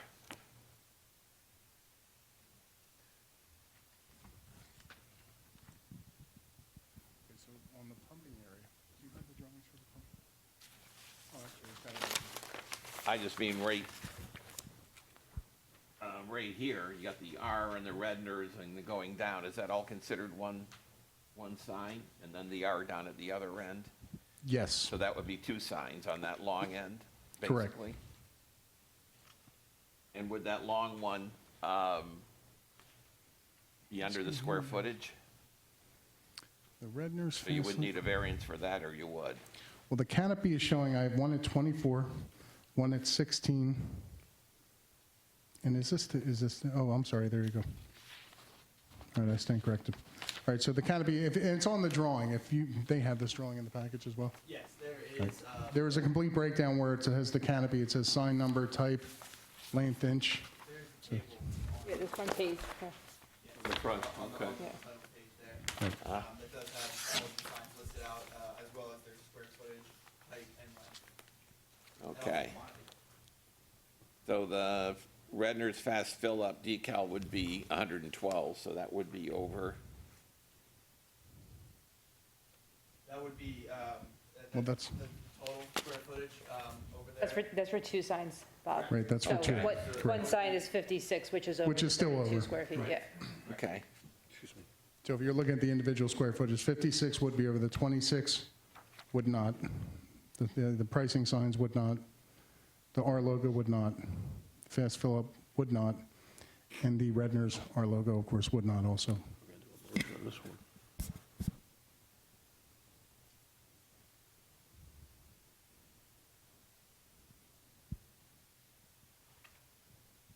Okay, see on the kiosk, and I guess you haven't got that far yet, but you're showing three signs? Three sides, I should say. There's not one on the fourth side? That's correct. Okay. This back, as you can see in the top right, on the 3D rendering there, that is the rear of the canopy, that there is no signage Okay, on the back there. So there's three signs for that one. good. Just want to make sure we hadn't missed one.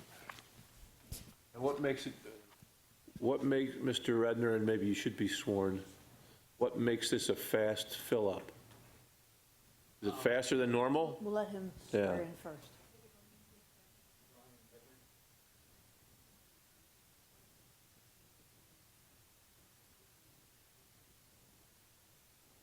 If you could use the microphone right there, you can be Phil Donahue if you want, if you know who Phil Donahue was.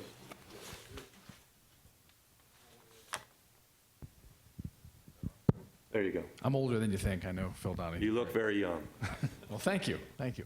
What makes it a Fast Fill is it's not your conventional convenience store. It's simply a gas kiosk. It's I don't want to say it's a play on words, but it's our first go at this. We don't have any Redner's Fresh Market Fast Fills. We have Redner's convenience stores, and we do have several gas kiosks throughout our company, simply called, Redner's Fuel, Redner's Gas. But with the good friends at L&H Signs, we came up with this with nice logo to their point to draw attention to not only the Fast Fill but the shopping center itself. Well, So it's no faster than any. Okay, that's, Quite honestly. that was the hook I mean, that I it's saw. it's not only debit and credit. There is cash. So The standard fill it's a up. standard gasoline station. Yes. There's not the distraction of going into a Wawa and getting a coffee and a donut, so. There is none of It that. should be quicker because people are only buying gas and No, not that's a parking pretty to good go. response. I think that's the answer. Yeah. She's your salesperson. There you go, over thank here. you. You got stuck at Wawa Gas the and other go. day waiting for people to come out of the convenience store, so. Correct. They're up to the store and doing their groceries. Yeah, exactly.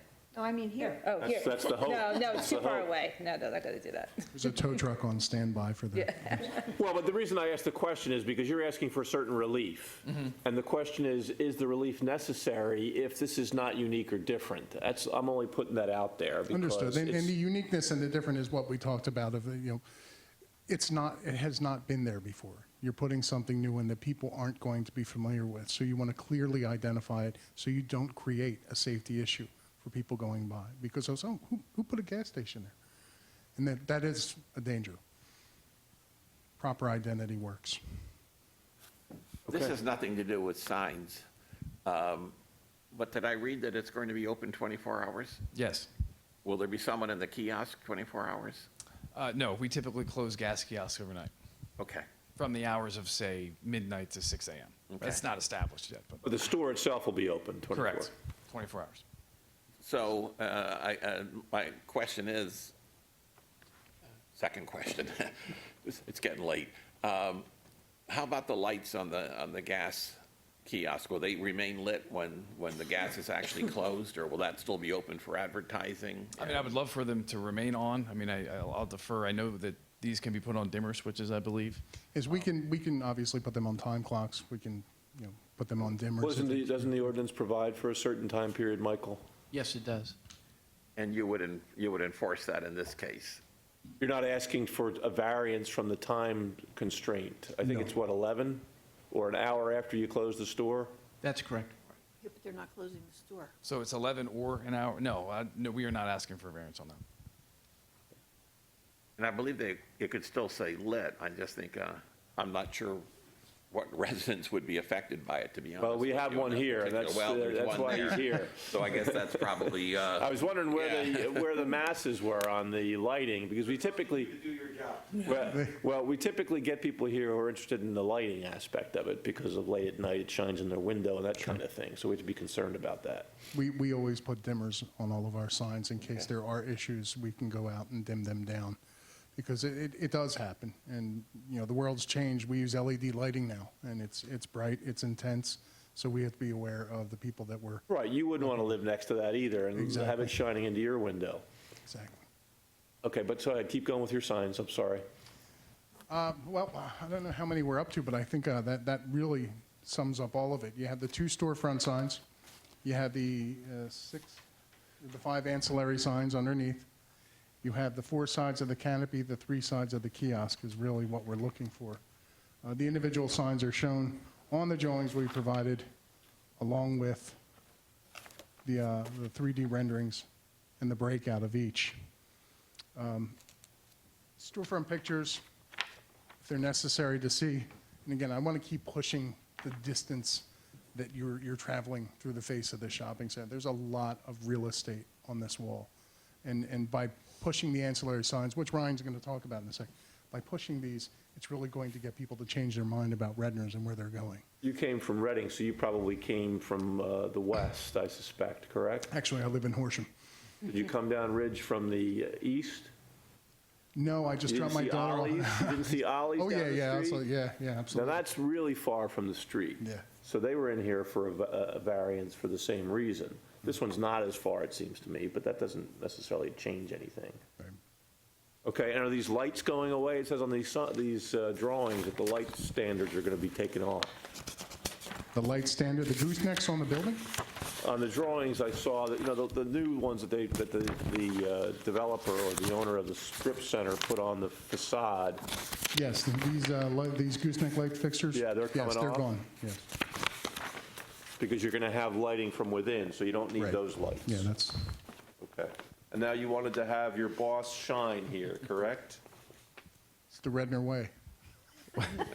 Thank you. Yes, I just I made believe that. you did all play the on shining words, for me. You did a shine. great job. Can you open that PowerPoint for me? I will try to be brief. I know you had mentioned it's late, and I understand, and I can put You have your chance. Well, and I can put myself in your shoes, and I'm not blowing smoke when I say this, but I feel what you're going through, because I happen to sit on the Why Missing School Board, so I know what late Monday, or for us, it's Monday night meetings can feel like. So I appreciate your time and service. This first slide pretty much is indicative of what we've been talking about, what we're trying to change. We have 41 Redner's markets, grocery store locations, and 13 convenience stores, one of which happens to be a Redner's Fresh Market. I'm just going to rattle off some names. We have a store in Collegeville, Phoenixville, Lansdale, Lower Pottsgrove, Boyertown, and up in Douglasville would be the closest to proximity here, ranging in years from opening from 1977 to the recent of that group was 2003, all having Redner's Warehouse Markets. And what was talked about earlier is we're proud of Redner's Warehouse Markets. My father, my grandfather started that banner back in the mid-'80s, and basically it was the Walmart before Walmart was around. Truckload pricings, no games, no gimmicks, no frills, no over the top. And as time has evolved, we've got numerous types of competition coming. I'm not trying to give you a sales pitch about Redner's in general, but why our methodology and our idea of where we're taking the company moving forward started 5-6 years ago, when we decided that because we can't really compete every day with the Amazons of the world, you name it, Walmart, Target, everybody that's selling groceries, Rite Aid, pet food stores, everything online, we decided we need to do something different and create a Redner's Fresh Market. So if you could go to the next slide. On top of just the name itself and the variance we're looking for, and perhaps the size and the logo, is the ancillary words of family. Number one is family. We want everybody to know that we are a family-owned company, family-run company. We're 52% family-owned, 48% ESOP. Right. Yeah, so family majority, but we're all an ESOP company, 100% ESOP, but 52% is owned by the family. And moreover than that, inside the store, it's family friendly. We have one store like this. It's in Why Missing, Pennsylvania. We just opened it in April 11th. And the most important thing that we all want to say is since April 11th, store number 77 in Why Missing has been up 20 to 22% and has not dropped anything. So it brought revitalization to that center itself. It's accomplished what we wanted to accomplish. When the minute we cut the ribbon at that store, again, we went up 20 to 22%. And we didn't take it from any of our surrounding markets. So we are attracting new customers, and that's what our clientele wants. And number 2 store on our list is the Audubon Market. We feel it's the right marketplace for a fresh market. But again, we need to sell the fact that we're no longer Redner's Warehouse Markets. Many of our existing customers in our surrounding markets are going to only think, oh, it's another warehouse market. It's not a fresh market. So let's get back to family. So in this picture, you see the founders of our company right there in the middle. Cutting the ribbon is my grandfather. To his right on the picture is my grandmother, the founders. My father is to the left of my grandfather. My uncle's on here, and so on and so forth. So we are family owned back to 1970, family run. And then what I was saying is inside the store, we're very family friendly as well. So I use store numbers. Store 77 is Why Missing. We've got a 30-foot bulk candy wall. We've got a frozen. You don't have to go as fast as you're going to get us out of here. Take your time. Poor Paula's over there trying to keep up, and I know she's doing a good job. We were chatting about that. I do talk fast, and I do apologize. I do as well, and she wants to shoot me every time we're here. Okay, But the other issue, though, is warehouse. Are you still maintaining that separate brand as the warehouse markets too, or are you going to convert everything to Fresh Market? What was alluded to earlier is we have one store, Why Missing. Number 2 is going to be Audubon. We're opening hopefully number 3. I'll slow down again. in Lewis, Delaware. Every store that has a Redner's Warehouse Markets is not conducive for a Redner's Fresh Market. It's just not, quite frankly, worth the investment in that per se marketplace. So let's get. What do you mean by fresh? Well, we'll get to that, but we're calling it a fresh market just because of the fresh foods that we're enhancing. And we'll have a couple slides that will show that. So number one, again, we're going to have family on the outside, family-owned, family-friendly inside the store. We have 20-foot candy walls. We've got frozen yogurt machines. Kids are flocking to our store in Wyomissing just because it's more than just a grocery store anymore. Our motto kind of went from the friendly food people, which if you remember Redner's a long time ago, we were known as the friendly food people. We wanted to go to the motto of make shopping fun again because let's face it, not many people love grocery shopping. So that's what we try to do in our store. So if you could go to the next slide, please. My ugly mug up there with my grandfather, my father, and my cousin. My grandfather passed 2 years ago. My father's our chairman of the board, my cousin is our COO, and I am the president of the company. So again, just wanted to exemplify that why we're putting family out on the front of our buildings. And you can go to the next slide.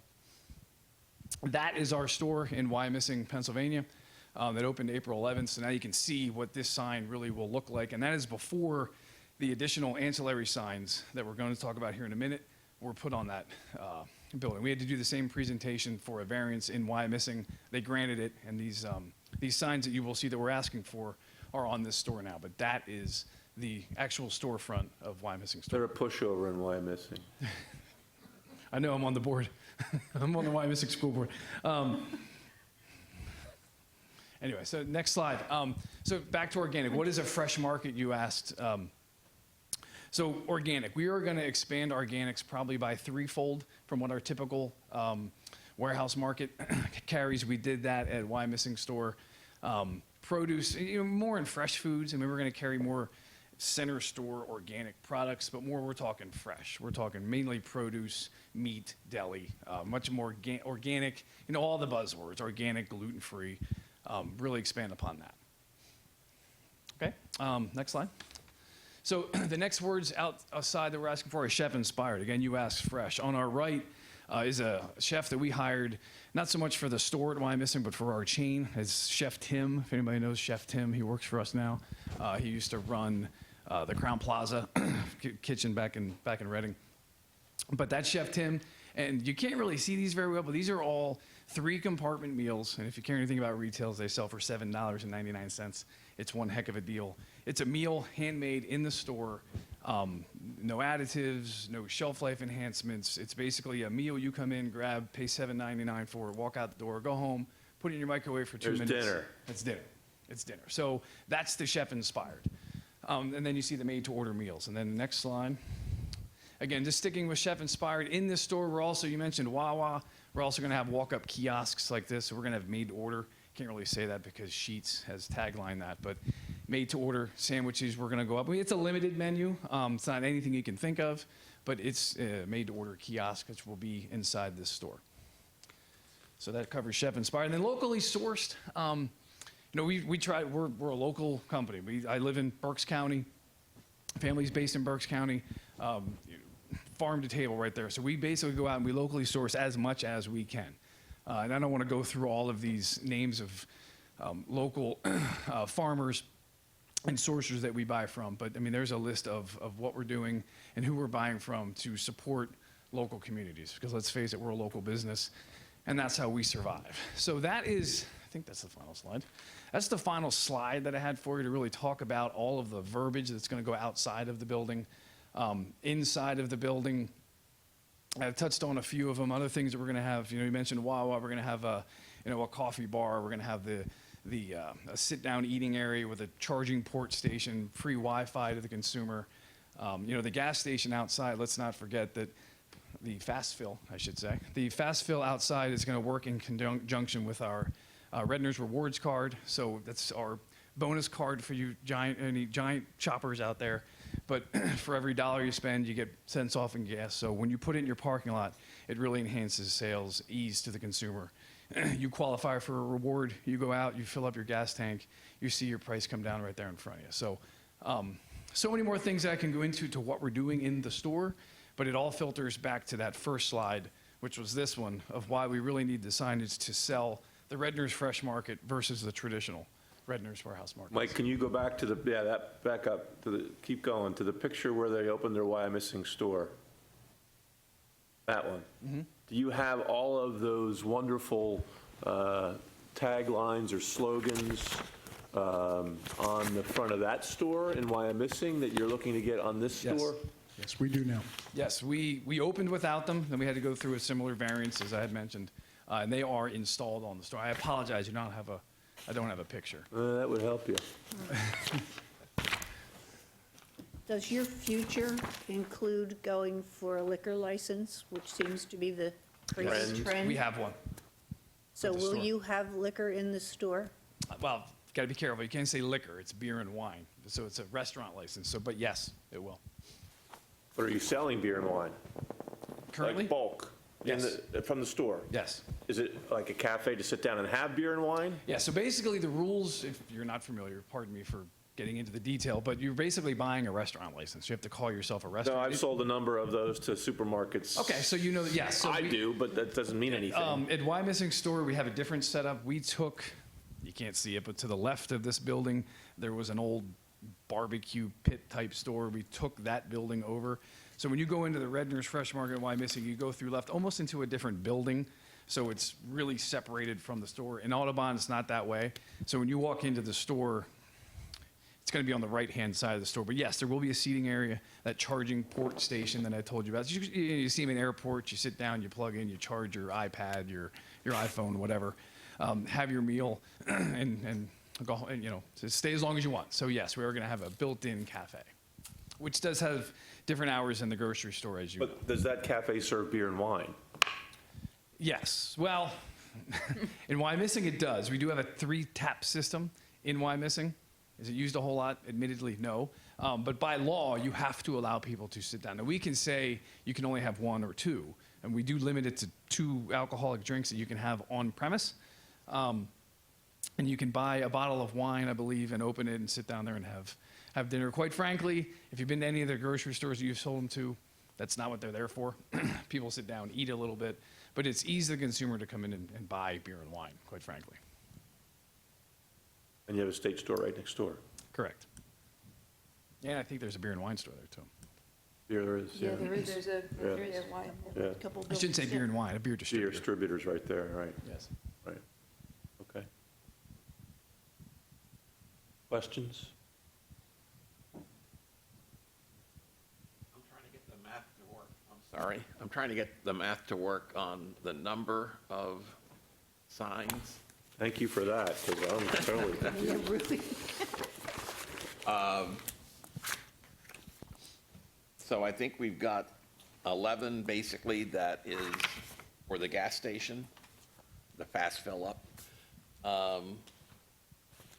Is that correct? Or some of those consolidated? That's what it, That's 11, okay. Yes, 11. So then we've got, on the front of the building, now we're talking about the market itself, we have the 4. Are you speaking about the main elevation, the main ID? Right. You've got the Right. yard, the Redners, the One, Fresh two, Market, three, and the since 1970. Correct. And then you've got 4 on the side. So that's 4 plus 4 is 8, plus 11 is 19.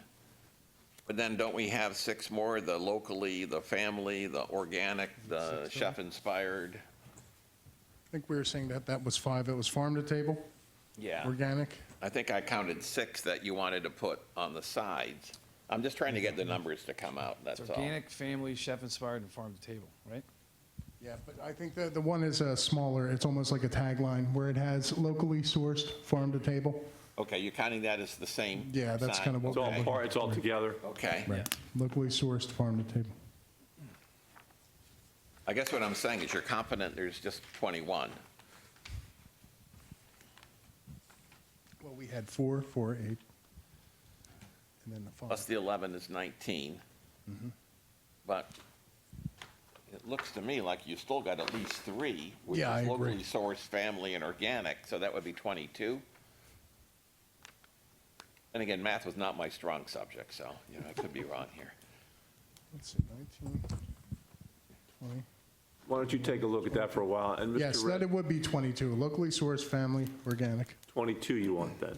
23, because I don't see chef inspired in this picture. That's what's Right. throwing me off. That I'm getting was also what I 23. wrote Yeah, down. so 23 does seem, And let's see, you had the farm to table with the small one, but how about Chef Inspired? Is that out there anywhere? yeah, I don't see that must be to the right here. Okay. Yeah, it's just outside of that picture, and once again, I Okay, apologize for so that. that would be added too? Correct. So what does that get us up to? That's 23? 22. 23. 23, I believe. 23. Wait a minute, here, let's do You it get like this. 24. All right, well, so, Mr. Redner, try to help us out a little bit here, because obviously you might guess that it's an aggressive change of what the ordinance provides. So give us the reasons why it is necessary to do all these signs, because of what? Because we don't want anyone to get lost in the translation of, even though it says Redner's Fresh Market, they still see Redner's. And Redner's Fresh Market, you said there's a fresh market down in, the Carolinas. What is fresh market, to your point? What fresh market is chef inspired, it's family, it's organic, it's locally sourced. And I think that is what's going to put us over the top with help in advertising our new brand. Okay, so think about that, though, from our perspective, which is, we want you to be successful, don't get me wrong, but when we look at the community, how is that helpful to the community? Well, I think the more we can sell what we're trying to sell inside the store, it's going to create a more bustling center. I told you the numbers about our Why Missing store. It's been up 20 to 21%. Now, I know you don't care about what our sales are. No, I but- do care, because No, I want you get to it. succeed, but, I Yes. mean, there's a I think, balancing test. If I could jump in, I think that, to answer your question, is how is it helping the community? It's helping them differentiate, because they're going to get, if they know a warehouse store and they're not a big fan of it, and they see the Redners, I completely agree. They think, it's another Redners, it's a little spruced up, I'm sure it's the same thing inside. When they see all these, it's helping the community by going in there and actually looking at the deals that they're running in comparison to the people that he's competing with. Yeah, he's doing a big thing where he's stepping up and investing a lot of money into the stores, but they're also running deals that are better than the competition. So that's helping the community get in and get more out You're of the missing my Redners. subtle point, which is not so much how much money you're going to make, but how is it going to benefit the It's people who bending are the people- it's ultimately. saving And people money. safety was the one that you touched upon earlier. Well, safety was the I gasoline. don't want to coach you through it necessarily, but we need to be able to build a record that's going to, if the board's going to support it, they have to be able to hang their hat on something. And what is that? It's going to be a safety issue for the gas, right? It is going to be a safety It's going to issue for the be a gas. distinguisher for purposes of grocery shopping, whether it's Redner's or somebody else. They're going to be able to distinguish the two. It's going to be not just a promotion of your brand, but a service to the community vis-à-vis allowing them another competitive enterprise that they can go to, which is what you're alluding to in terms of the deals are going to be better. Correct. Or whatever. But it's giving people more And the ancillary choice. signage also allows them to arrive safely at the building by identifying the locally sourced, the farm, to the table. The people in the area are so happy you're coming, I don't think you even need a sign, because they've been wanting a good grocery store. Since Gennardi's left, right? Exactly. So another family-owned is a good thing for our community. And the ancillary signs that you have, like organic, family, what are the sizes of those signs?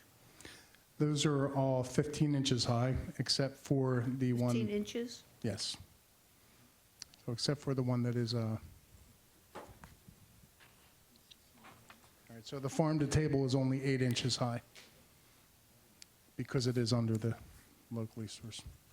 And they're all black? I can't even say they're all 15. Yeah, a couple sets are the 8 inches high. I thought they were all consistently 15. So they're 8 inch.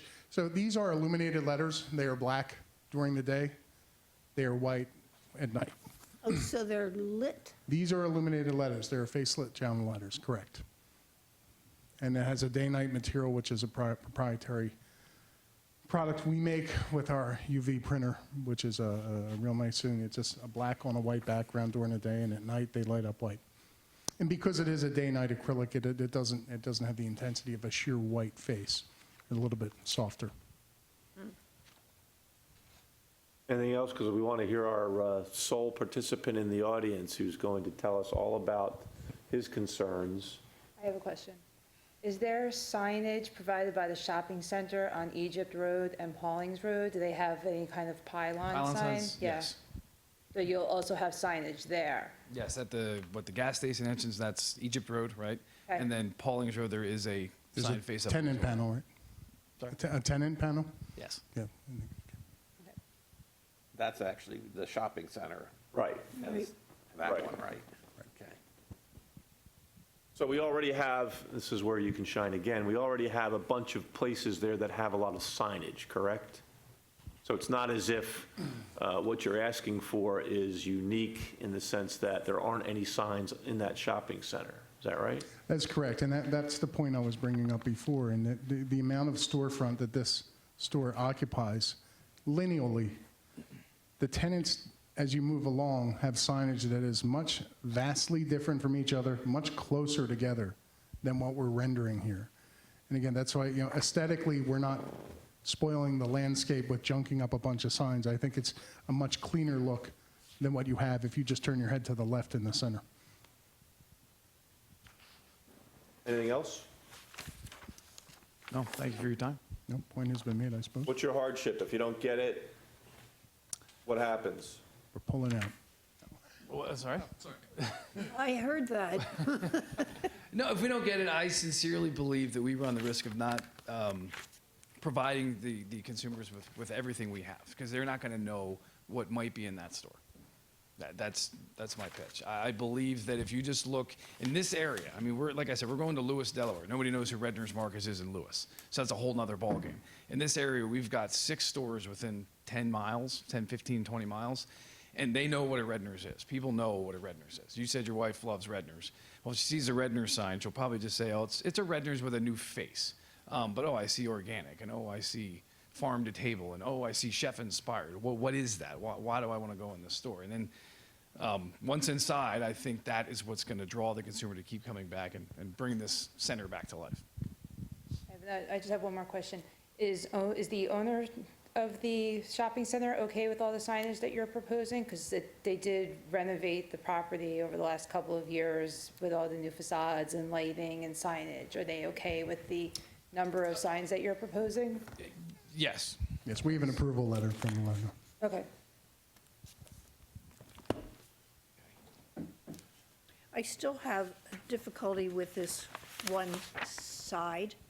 I can't seem to get it located in my head. Okay, so you're familiar with the Exact- center? If you're walking, oh, well, that's not the store. If you're walking towards this, I think it's there, or am I wrong? All right, so is it That an, is correct. It is right there. it's towards Paulings Road. Only a few Right, people are right. going to see it. that part I got, but is it an existing sign, or you want to make a new one? Well, it's an existing, Panel? There may have been a part of sign the there at one building. point, because I believe there was goosenecks on there, too. Was there, was- It's an existing structure, so we will not be building anything higher than what's already there. We'll just be putting the sign on the existing fascia there, which is facing a parking lot. what's on there now? nothing. It's empty. There was. But on that side, I mean, I had an office in that shopping center, and I can't even picture where that sign was. Is that, yeah, so we're talking, I believe I'm looking at this right, this side of the building, right here. Right. Well, yeah, I know the location, I just can't picture the sign. You said Ollie's is There's nothing further there away now, than so. Well, yeah, but the back is there. It's Right, just there's that- nothing on it. that tower structure- is there. That structure is there, That tower Yes. is there. and you're not Yes. going to add to it. No. When did the post office become a UPS store? No, that's a different store. Isn't the UPS in the middle? UPS is before the dollar store, the Dollar Tree store. was If you in walk the- past the in the Dollar Tree corner. store, you'll see that And- tower. And the post office is around in the back here. Anyway, so you Anyway. folks Yeah. finished with your presentation? I think we have no more questions. Yes, thank you. All right. Thank you. Mr. Good evening, my name is Jim Braun. Jim Braun, Mr. Jim Braun, come on down and please talk into the microphone so we can record your melodic voice? And are you going to ask questions or are you going to testify? I'll probably testify. You So can swear let's me in. swear Just him. make it Let's fast. swear at him. My name is Jim Braun, last name spelled B-R-A-U-N.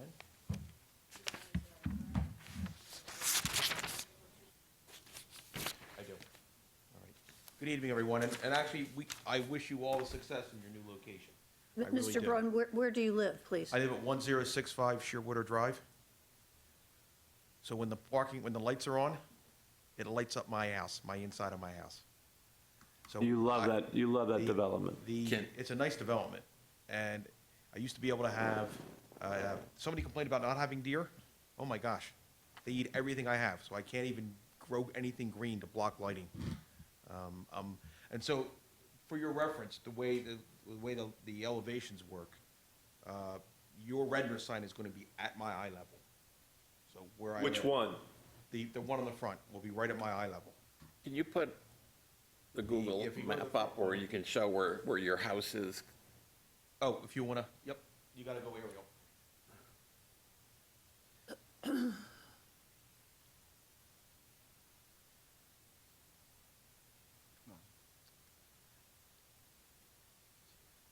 Are you able to do an aerial? Sure. Satellite?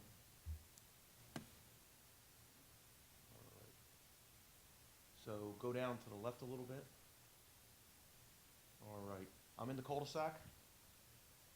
So this would be my house. That would be your house, and you're saying that's going to be right, it's shining. It's unbelievable. You see trees there? The trees, everything has been eaten alive. I need you to talk into the microphone, I'm sorry. Otherwise, what you say isn't going to be heard. Yeah, I mean, it's amazing because of the elevation, the land drops off, and the elevation of the top of that building, which is that sign, is eye level for us. But are you at the back of the Redners or the front of the Redners? So when I look This at, back will be when I look their at the front. back of my house, I see the front of Redner's. And so I had a question. Let me start with maybe some questions. Was there a zoning issue for the gas station? I got a letter for change of signage, and I didn't get a letter for putting in a gas station? There was never anything that came before us in the zoning, no, it wasn't a How do they zoning do that? issue. It's zoned for. There's always been a gas station in that There was a shopping gas station center. years ago. And did they get any kind of permit for lighting on the gas station when they put the gas station, or is this all now? Before? Yeah. Oh, we don't know about that necessarily, but Because the gas station is now Brewster's Ice Cream. And then above there, it was Ebrew. The coffee store was a gas station. Right. But that was on the intersection. yeah, that was Cumberland Farms, right. So my main concern is, so, you know, we were just in the prior meeting. Let me ask a few questions, just to make sure I get that out of the way, because that's how you like the order, questions and then some testimony. My question, is there a limitation on brightness that is light pollution that can leave a site? Yes, there is. Okay. And so one of the impacts of LEDs is, for almost no cost at all, you can have very, very bright lights, so there's no limitation of how much wattage you can put in, because you're not putting a lot of watts in, and you get a lot of light pollution off the site. And my concern is, I'd be fine if these lights weren't lit, right? And actually, the issue with, you know, the labels that you want to put on in the daytime, it probably would look fine from an aesthetics point of view. I question the aesthetics with a gas station in front of a grocery store, but, you know, that's your decision. But the idea would be, I guess my real concern is around the illumination and how they will illuminate it and the length of time they'll be illuminated. And I don't know if there's any restrictions or stipulations we can place on that. I mean, they seem to be getting a large variance on the number of lights or signs, right? You talked before in the prior meeting about being close, right? So they want a 10x multiplier on the sign quantity, but more than 10x, a 3x multiplier on the square footage of the main sign, and nearly a 2x multiplier on the fill-up signs. It seems not close. And there's not a lot of people here tonight, because the people of the township trust that you'll do your job to make sure that our community's not negatively impacted. So I don't see this as being in the ballpark. And I don't know the considerations that we can get if the lights aren't always on, and if we can limit the intensity of the lights. You know, even the parking lot lights went to LED, and they're a very unpleasant source of lighting, you know? And so I worry about the impact, to the neighborhood that has to look at a shopping center. Well, there is an ordinance that deals with the lumens and how bright it can be and the length of time that they can be lit, et cetera. The question is whether that ordinance has kept pace with technology, with what happens with LEDs. I don't disagree with you. I think that they're a more pronounced light. They're not as soft. So as a consequence, it does create a certain amount of light pollution. But And so that's now a multiplier on quantity, right? The square footage, right, is the issue now. So Well, yeah, you don't want this to be Times Square or the Las Vegas Strip. I get it. The question is what's reasonable, and whether it's close is another consideration in the reasonableness standard. But that, in some respects, and I don't mean to take you away from your thought, but the ordinance is written in different ways when it comes to signage versus use of property. I mean, this is a different concept than you're building a house. This is, okay, you want to put a sign up. And we've had a lot of issues with signage because people do want to make things look like it's Las Vegas, and we don't necessarily want that. And I assume the intent to limit the number of signs and the square footage of signs is a provision to prevent Las Vegas lighting. Part of it, and I all the time. suspect, is the rationale, yes. But when they changed the sign ordinance, I mean, you wouldn't believe what it was before. It was even more restrictive. So the township's gotten a little bit more liberal in its application of signage because they're trying to attract business.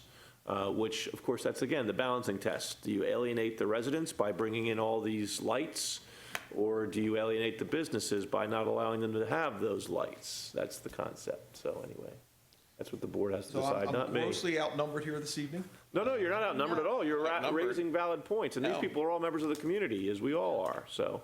So I just wonder if there's, I can understand the motivation for signage, but, is there any protection against, an uncomfortable amount of light pollution, undesirable amount of light pollution leaving the site? And I thought, okay, you'll turn the lights off at night maybe. You're open 24 hours a day. So the lights are never going to go off.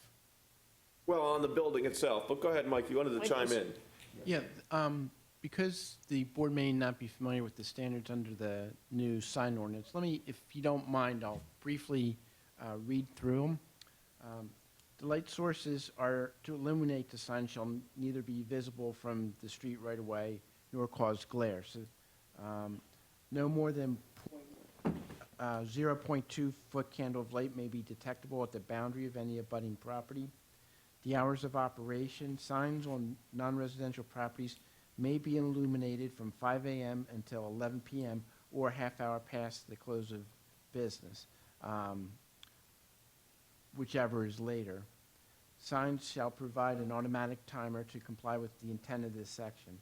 Brightness, the message signs and digital display signs are supposed to be no greater than 5,000 nits. Now, that's not these types of signs.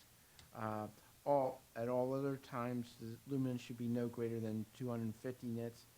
And again, each sign must have a light sensing device. There are some provisions within the new ordinance for dealing with the brightness. Okay. The gas station, I think one of the lights that'll be fairly intense is the pricing. My question is, will that definitely be aligned with the road? So, in other words, you can see it from the road when you're approaching the store and not, I believe it's not facing your house. right, I'm just saying. Well, I mean, it's coming this. That's what I'm saying. Yeah. Can that be a stipulation, at least, that you only need to see the gasoline price from the roadway and not from? Why, you don't really want to care looking out your window to see what the price is today? I do not. I think with the gas, though, will those lights, because the station won't be open, will they be dimmed? And I would have presumed that under the ordinance, they would be. Would have to be. So at night, and I don't know if you're certain what time you're going to close the station. I mean, as long as it's still not bound to it, I believe most of our, Microphone, please, Mr. Redner, sorry.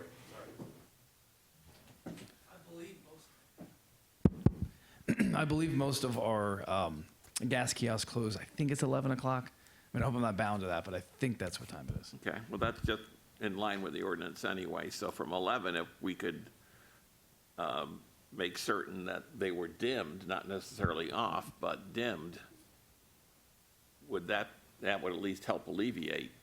If there's some provisions that we could at least put some limitations on that, because their variance is quite large from. It's aggressive, there's no doubt. It is. And But, so, you know, I'll the be idea honest, is there's if we nothing dial I, that back in some regards. So we, Continue. we don't have a little. Well, light show that's a great comment, except that it has to be a little bit more surgical than that. You're concerned about the ones that's going to shine into your window. the general brightness, I mean, I'm trying to imagine the height of the gas station lighting, and it's probably at eye level also, I'm betting. So, you know, I don't even have anything to compare that to right now, so. What's the height compared to what the bank had there? Do you know? Well, I'm assuming it's higher than the bank. Do we have the measurement on the height? But again, now on the gas, I believe on the gas canopy lighting, it's all underneath the canopy, so it's not shining out Right, towards. so the height of the big Redner sign. Yes. What's the height of that compared to the height of the canopy? There's a certain limitation, you can't go beyond 30 feet, is it, Michael? You can't go up higher than, let's see here. We had this issue with Lidl. What effect would it have if all your smaller ancillary signs were not lit at night?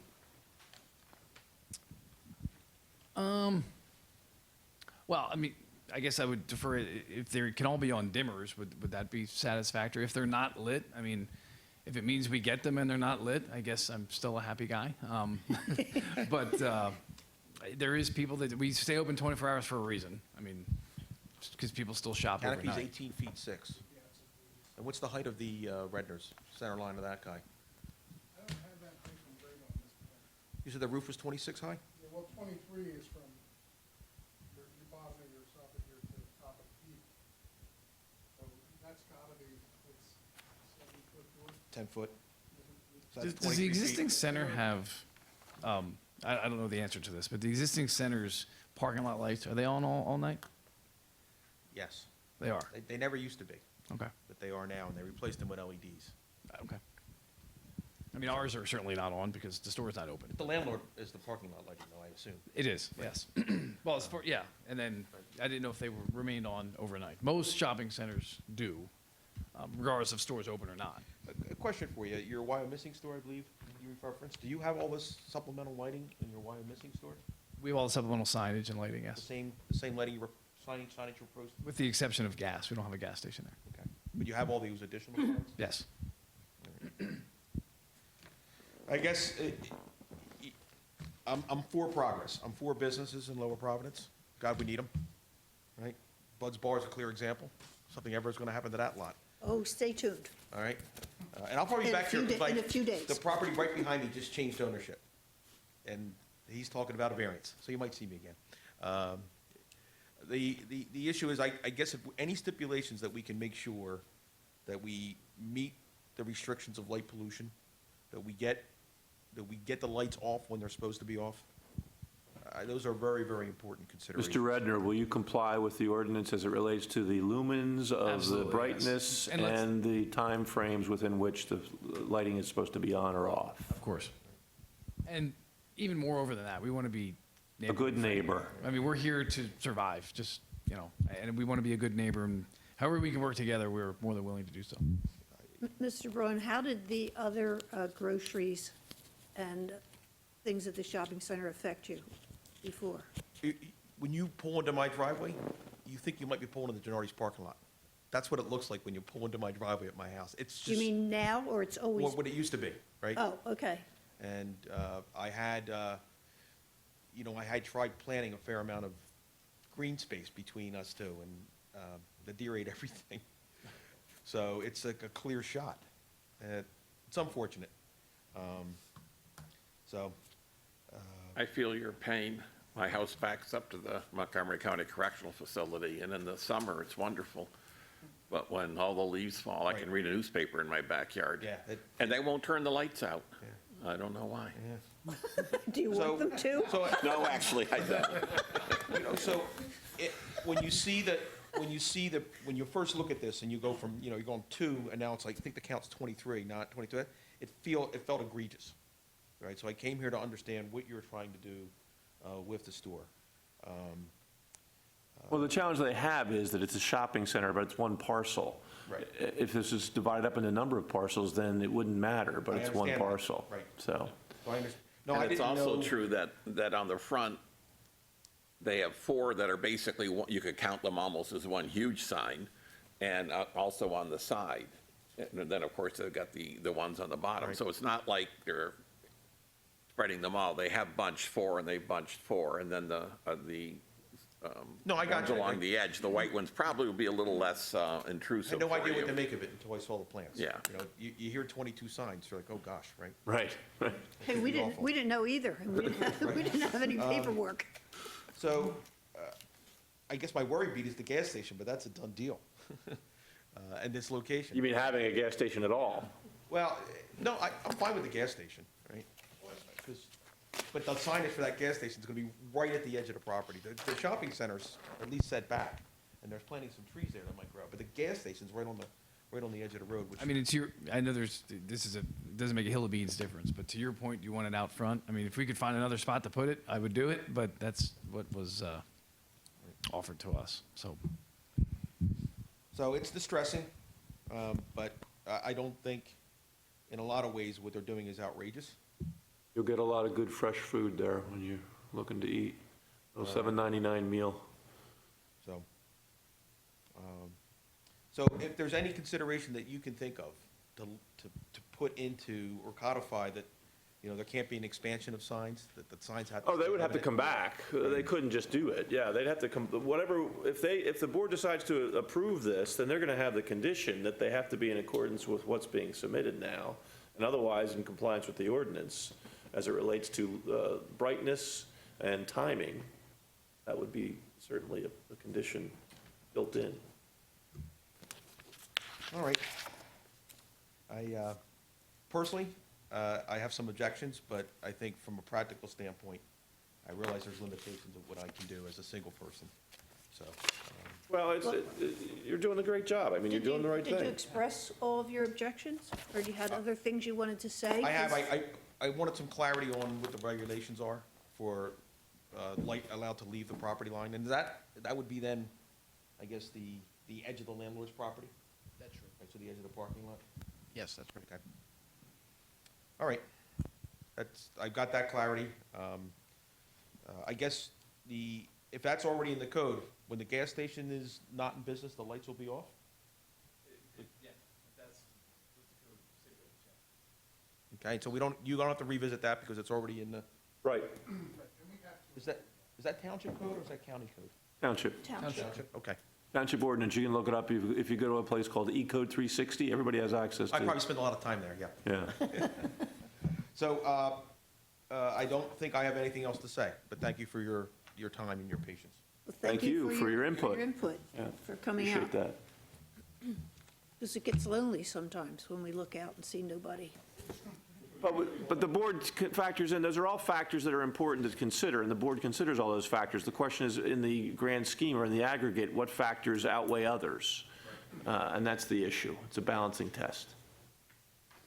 We don't want to send all the residents to another community. We want the residents to stay here. And to be fair. We always want you to be I heard fair. the Fairness is a good discussion thing. of Las Vegas. Now that you've seen the prints, I mean, we're not going for a Las Vegas blinking neon legs and My first take, if I flashing. saw the gooseneck lights and I thought they were just painted signs, that would actually look quite appealing. Little classy, sort of. Old time, yes. And you have, so they're front lit, they're not back lit, so you're directing the light Away. to your building. I looked at them, oh, that's a good looking light, and then I pay attention to your drawings and I find out you're getting rid of this light, gooseneck lighting, and you're putting in backlit LED lights. I am anti-LED. Well, the LED lights do have faces on them. And you did hear too, we are going to keep the signs on dimmers too, if there's any issues. So not only are we meeting code, but we have dimmers on the sign. Right, the dimmers are important because as it gets dark, you don't necessarily need as bright a light. Absolutely. Because you can see it regardless when it's dark, as long as there's some light. Absolutely. Do we have any more questions? Mr. Redner, would you like to say anything more in advance of your application? Doesn't have to be sales pitch about why you're so great, the stores are great and stuff, but just, you know, what, Well, I mean, in closing, I completely hear what you're saying. A former house of mine, similar to yours, was near a shopping center, and I can feel exactly where you're coming from. I hope you can also appreciate what we're trying to do, and it doesn't impact this evening's decision, but if you're ever in the Wyomissing area in the evening time, I urge you to drive by the store, and you can see what in fact it does look like. It's not egregious. It doesn't flash like the Strip in Las Vegas. So again, I mean, that's just you got to take my word on that if you don't get a chance to go up there and see it. I will give you my word that we will be the best community partner that we can be, regardless, again, of this decision. But again, that decision is in your hands. sounds like you're going to get a discount on your first beer. You're not allowed to give discounts on beer. That's illegal.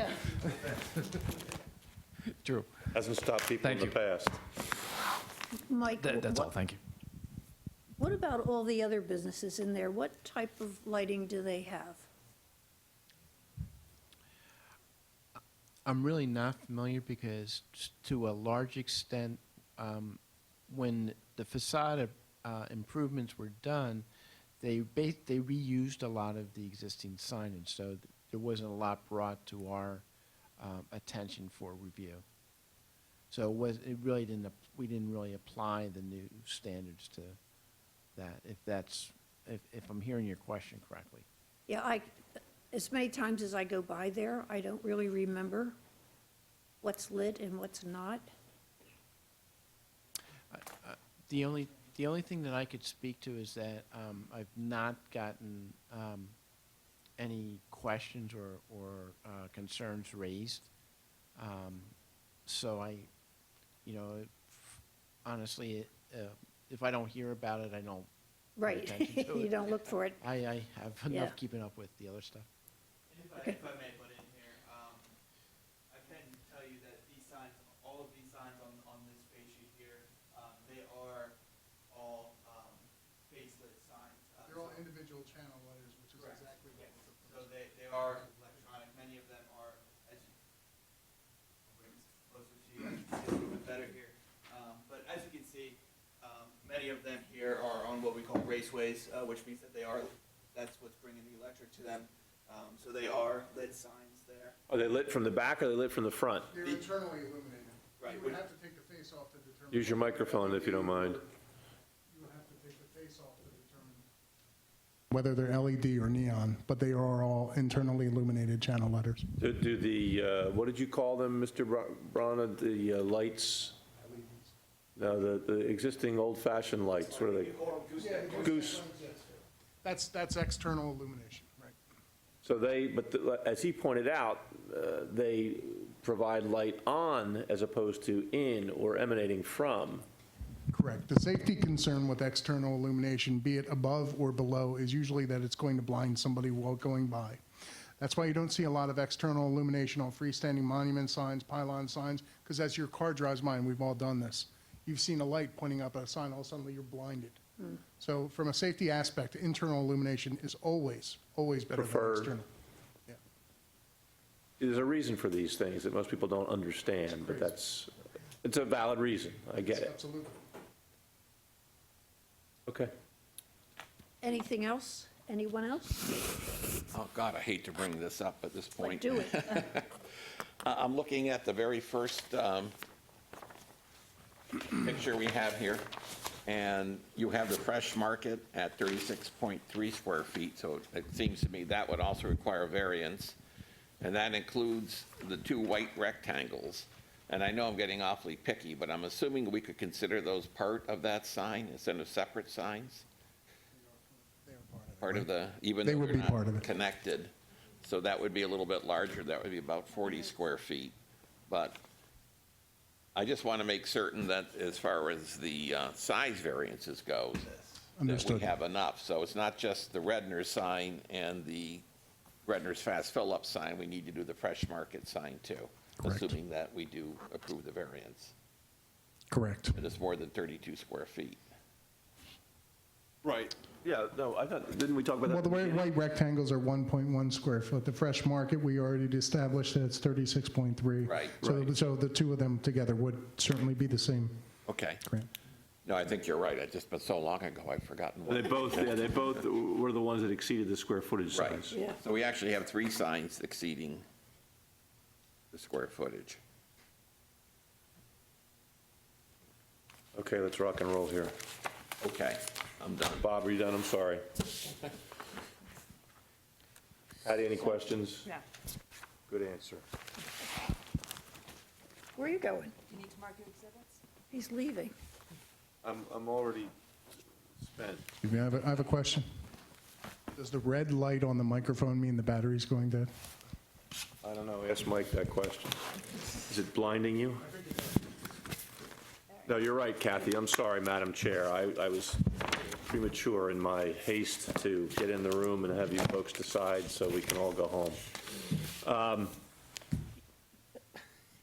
So there's an application that was submitted. This is the housekeeping stuff that I have to do.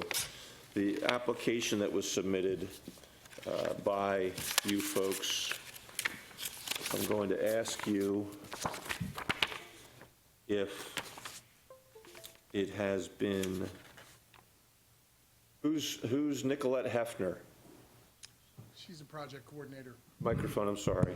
Project coordinator who was doing the submission of the permit. Okay, Mr. Redner, you're the fact witness for the purposes of the client. You've seen this application before, I presume? Yes.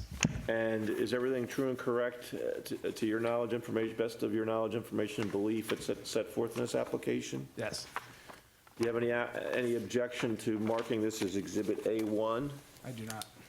Okay, fantastic. Now, this submission that you gave us, and I'm sorry, Mr. Sign, what's your name again? Matt Robinson. No, well, the microphone, if you don't mind, because now Mr. Redner's off the hook because he's Mr. Redner. But Mr. Robinson, this was one of the submissions that you made. Is it okay if we mark this as A2, this packet? Yes.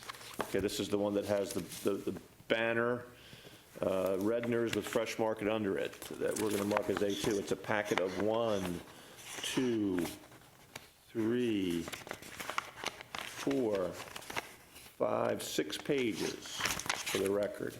Now, I have this additional packet that you submitted. We're going to mark it as A3, and it has more of the statistics or the legend associated with the signage, and it is referenced as a sign permit image exhibit, and it has the canopy, it has 2, 3, 4, 5, 6, 7 pages as well. That's that next packet. And then we're going to use this aerial photo, and we'll make that, I'm sorry, A4. Is that acceptable? It is. All right, great. Now,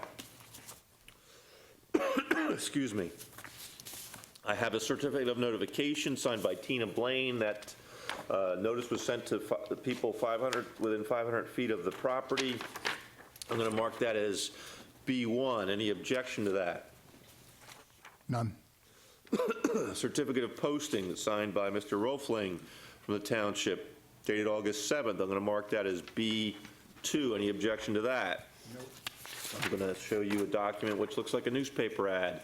This was where the application was advertised. I'm going to mark that as B3. Any objection to that? No. I think that's all, Madam Chair. Thank you for your patience. Shall we adjourn for an hour or two? I hope not. See what we think? Thank you for your patience and your endurance. Thank you all.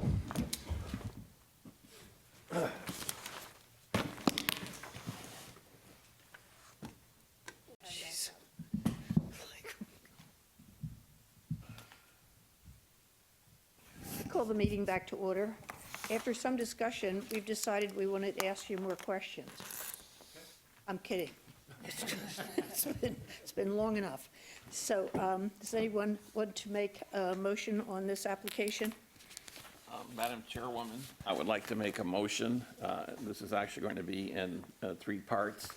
Number 1, I move that the application of L&H Companies for a variance from Section 143-140.2 of the Lower Providence Township zoning ordinance to permit a Redner's wall sign and a Fresh Market wall sign at the size set forth in Exhibit A2 in the general commercial district be granted.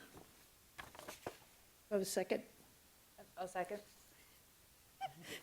Call for the vote. All those in favor? Aye. Aye. Passes.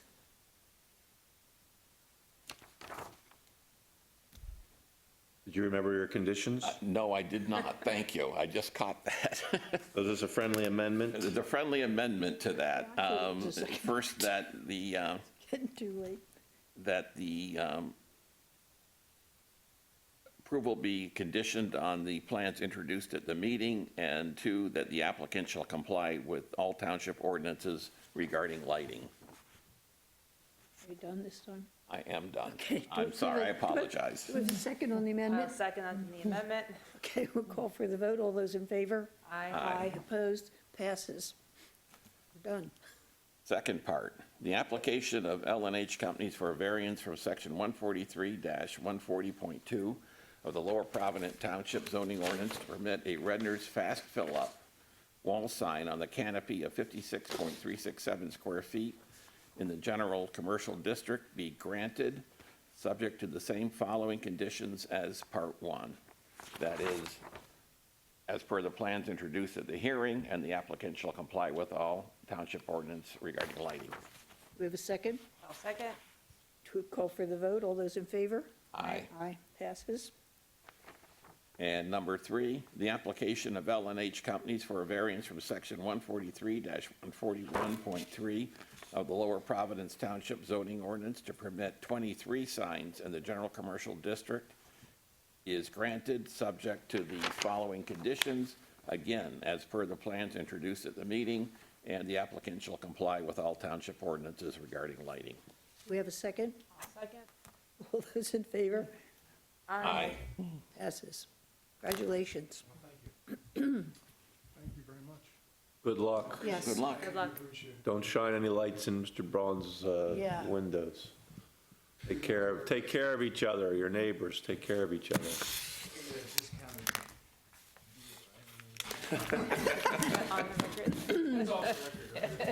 Just continue to sell Haagen-Dazs at lower price than any of the other stores. Well, one thing I forgot to add is that, you're used to your Wedner's Warehouse Market's pricing, I hope, if you shop there. But not to one single price is being raised in a fresh market. We're keeping all the same prices, just adding a lot more bells and whistles. So, Good. stay true to who we are. Fantastic. That is good news. Okay, very do I much, have everybody. a motion to adjourn the meeting? I'll make that motion. Do we have a second? All those in favor? Aye. Okay, we'll see you all back here again September 26th. Well, not Thank you everyone. and good night.